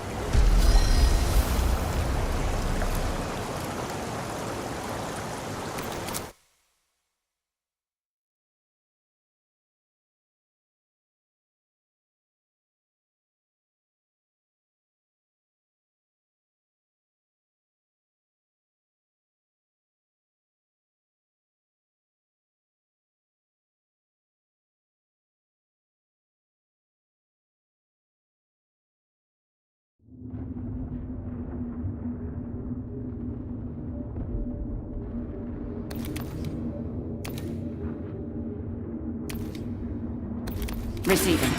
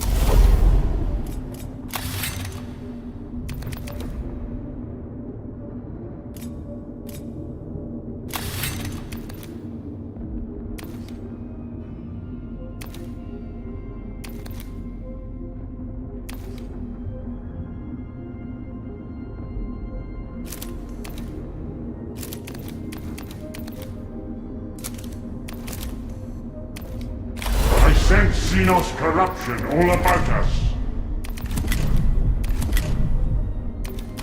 Awaiting enlightenment.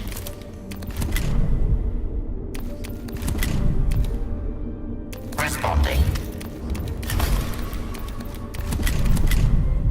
Receiving.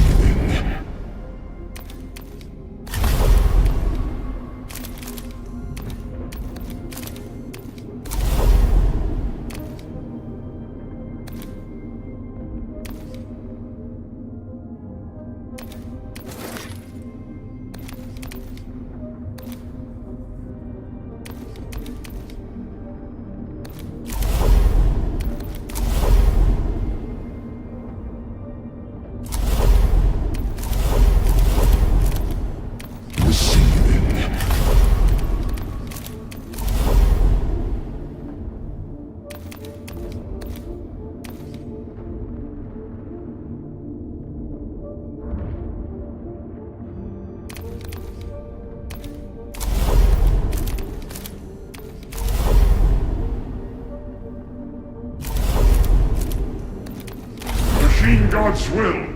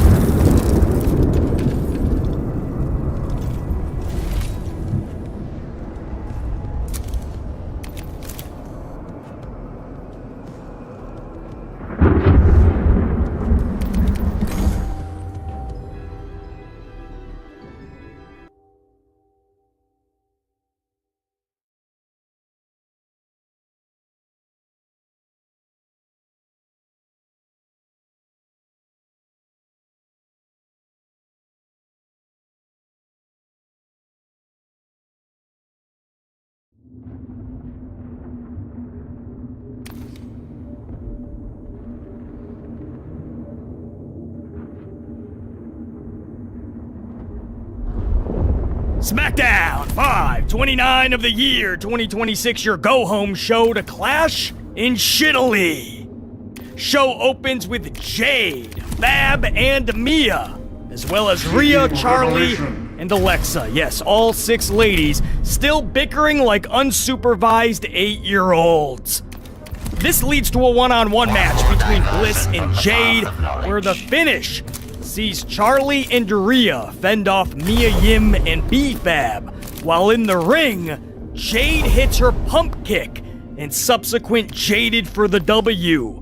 Post-match, Jade hits another Jaded on Alexa, this one on a steel chair.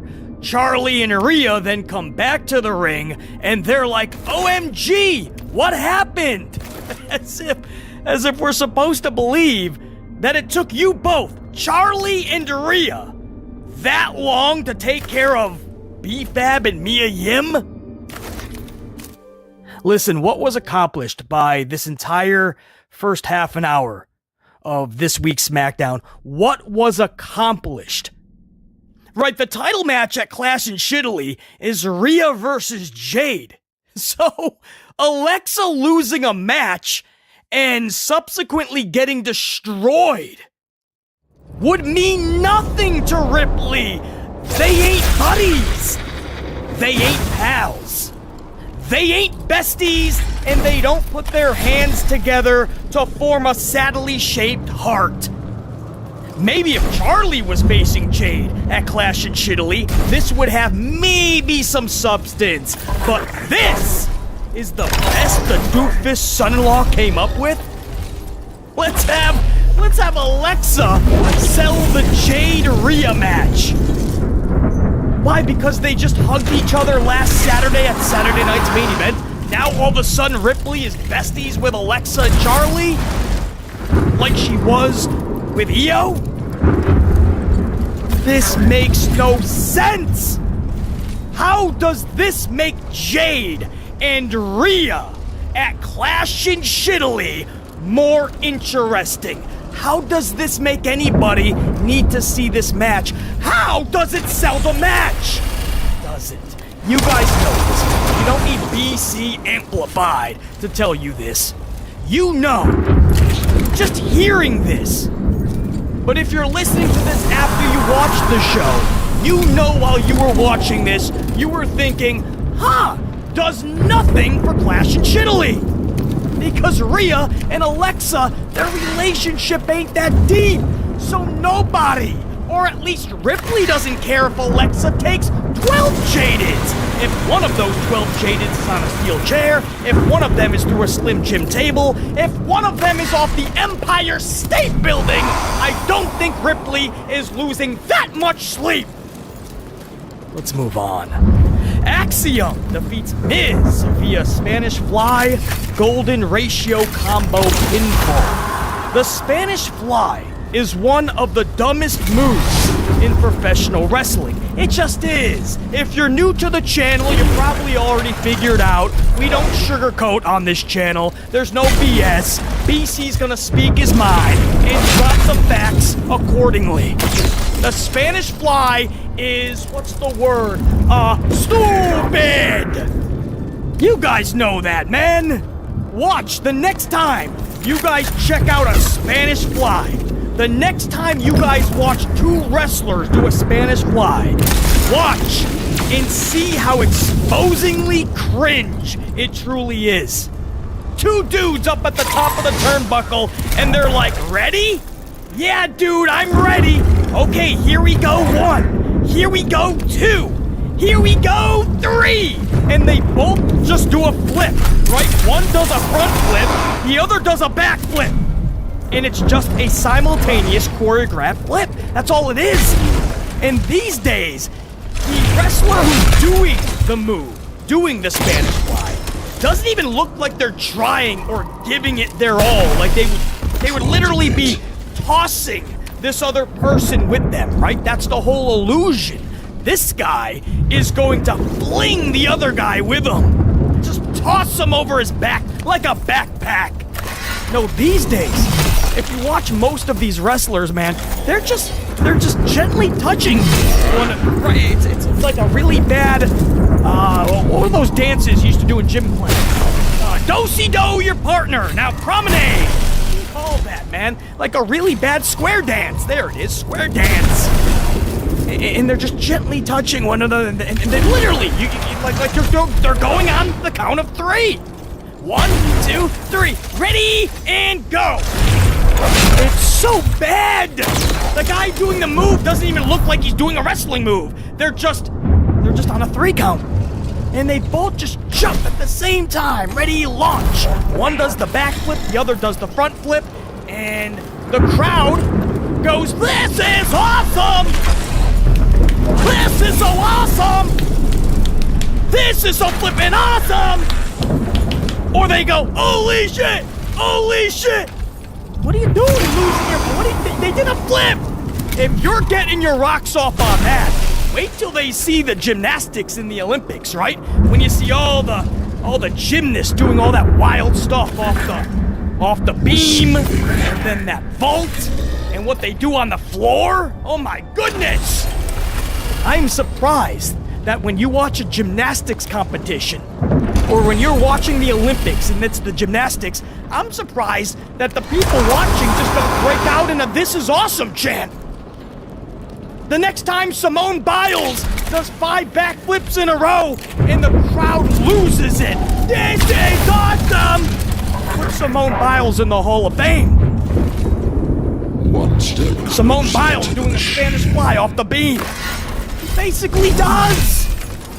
And by the way, we gotta ask the question, right? Because that's what we do on this channel. We ask the hard questions and we drop the hard facts, man.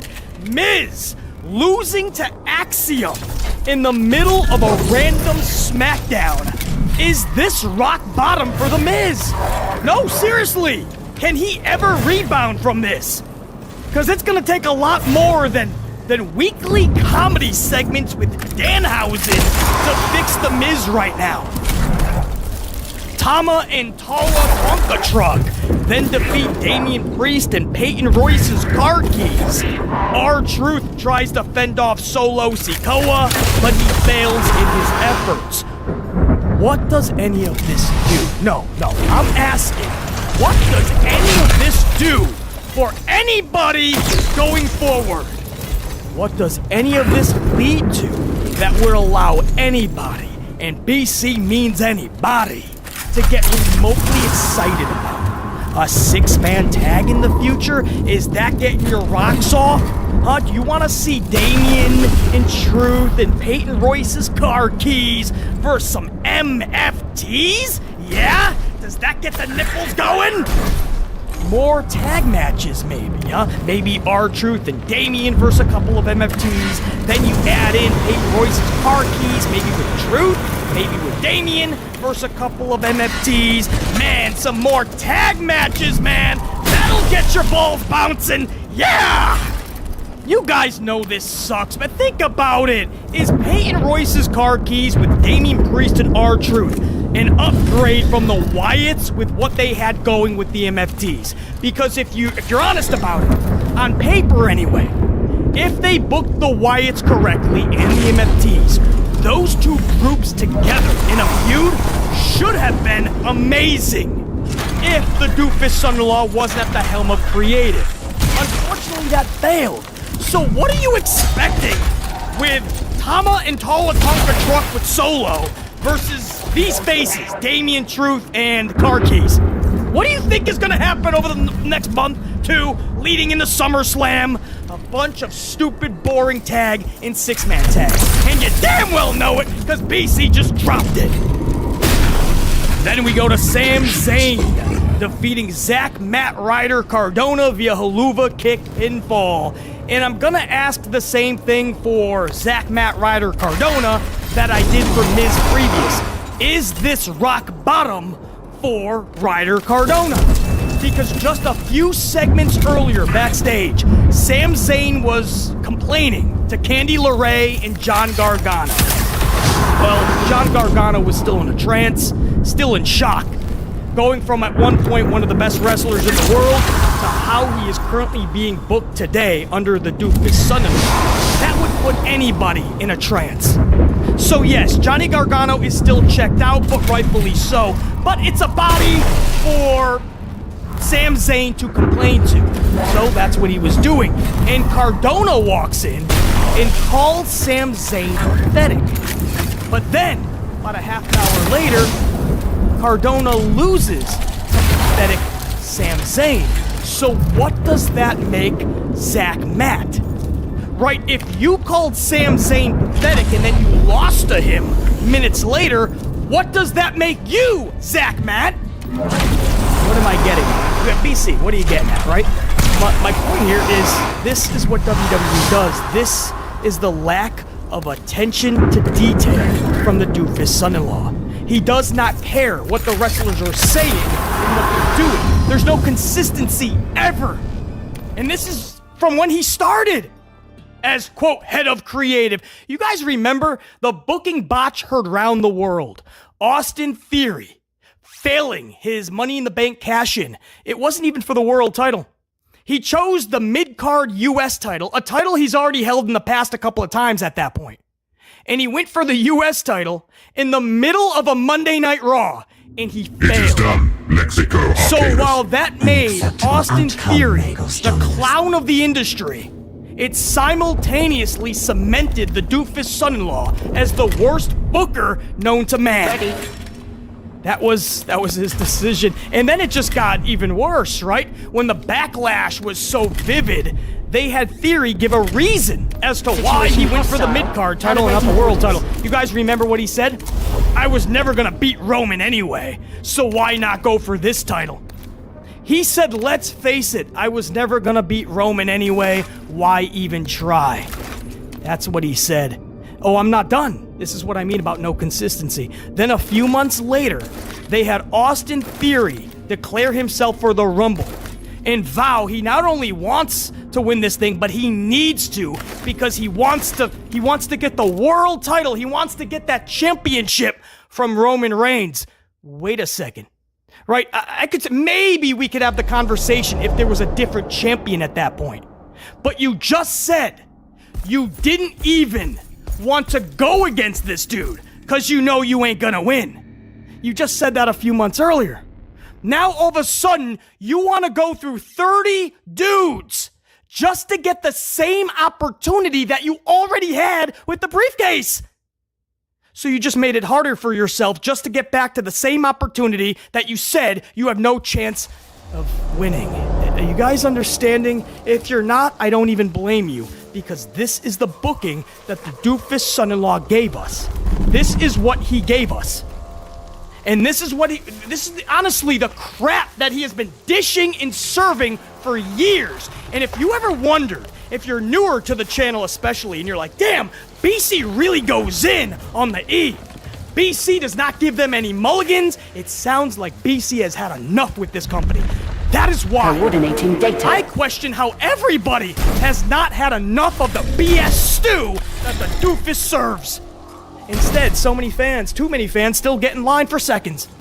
Please, sir, can I have some more? How is everybody not fed up with this? There's never consistency.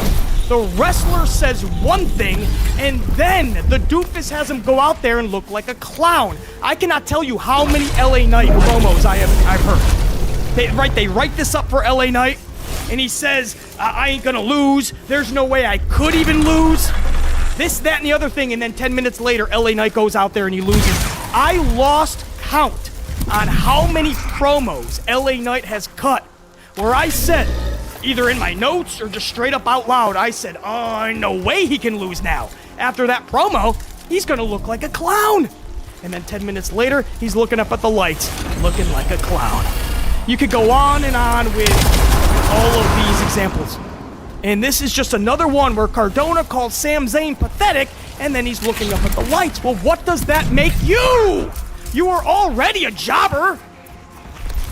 I used to say a step up from the Brooklyn Brawler, but at this point, if I'm doing some fantasy football type stuff, or I'm picking in a video game, old school Raw versus SmackDown, dude, I'm picking the Brooklyn Brawler over Zach Matt Ryder Cardona. I've had enough of this. Let's move on.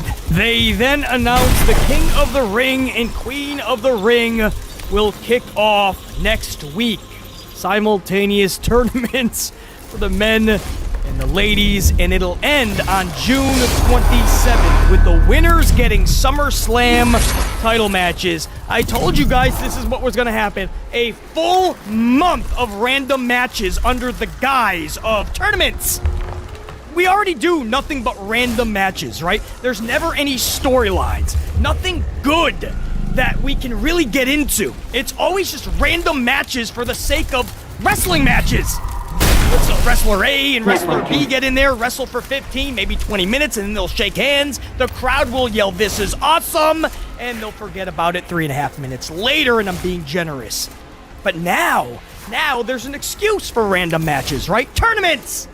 Tournaments. The Doofus son-in-law loves this because it's so easy. You just book wrestling matches. You don't have to do anything. The wrestlers are gonna do it. No creativity behind this, no storylines to write, or perfect, or think about, or put care and energy and time and resource into. Nothing. A full month, guys. It starts next week, goes all the way to the end of June. A full month of tournament matches in a scripted, predetermined, choreographed, quote, sport. Yes, a tournament. Gee golly! Let's find out who the best is, guys! This will set up 2 SummerSlam matches. One for the ladies, one for the dudes. No storyline. Just, we got this match because of a tournament. You could have spent the whole month telling a story. BC, that is the story. The tournament. Oh, gee golly, man. That's awesome. I can't wait till the next big story then. The John Cena Classic. That's a big story too, isn't it? All they do, man. That's their story. Tournaments! A bunch of random matches on Raw, a bunch of random matches on SmackDown. Get us to some random title matches for SummerSlam. Nobody's gonna care. Nobody's gonna remember. And we're all gonna be saying the same thing. Where are the stories? Then you have Mello and Rick Saints. They go to a double countout. Wow. Riveting! What does this have to do with Clash and Shittily, you're asking? Nothing. It's just something to do and something to fill time, right? Mello go out there, Rick Saints go out there. I have nothing for either of you. Maybe one day soon, Mello, you can go for Trick's title again. Maybe we'll even have you hold it again. Wow, that worked out well the first time, didn't it, guys? You guys remember when Mello just held the U.S. title a few months ago? Remember? Nobody does! Because he had no storylines, he had nothing. He went out there in a bunch of weeks in a row, and he had wrestling matches.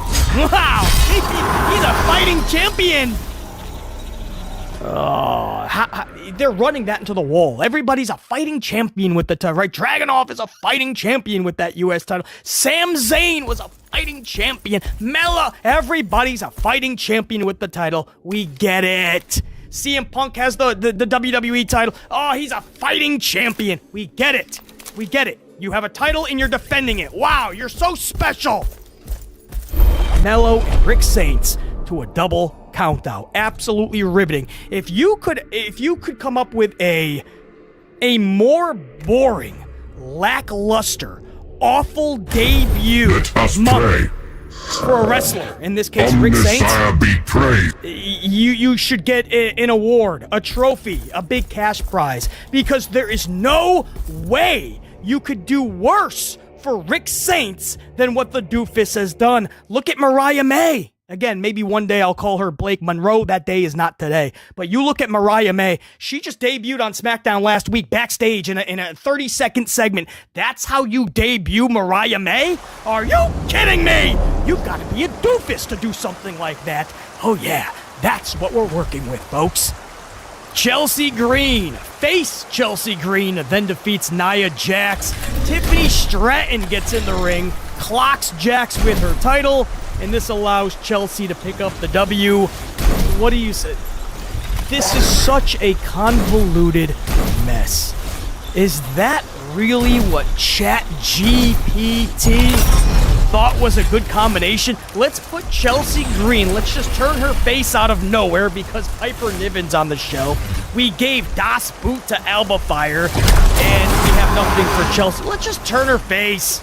Some people actually like Chelsea anyway. Forget the fact that Chelsea's whole character works best as a heel, obviously. But no, let's put her with Tiffany Stratton. That is what ChatGPT, that is what the Doofus son-in-law thought would be a good combination.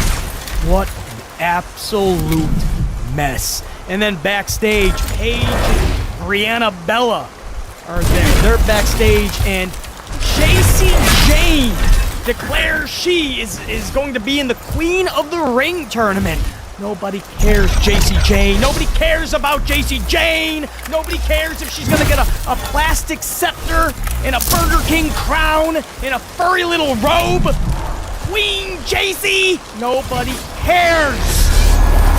Fallon Henley tells the tag champions Brianna Bella and Paige. Fallon Henley says, "You ain't gonna be champions for long." Obviously, do you watch the product? It's a rotating carousel. Everybody gets to hold the championships in Doofus son-in-law's WWE, so of course they're not going to be title holders long. Fallon Henley and whoever the third wheel is, and Fatal Influence, of course you're going to be tag champions. You might be champions 2 or 3 times before you find yourself booted from the company and in the unemployment line in the next round of cuts. And then into the final segment for this go-home edition for Clash in Shitley. This was Gunther and Cody Rhodes saying words to one another. That's how it was promoted, and that's what we got. And this is what I mean, guys. This is why we have the channel. This is why we get amplified on it, because this is unacceptable. 3 hours! And that's what you waited for?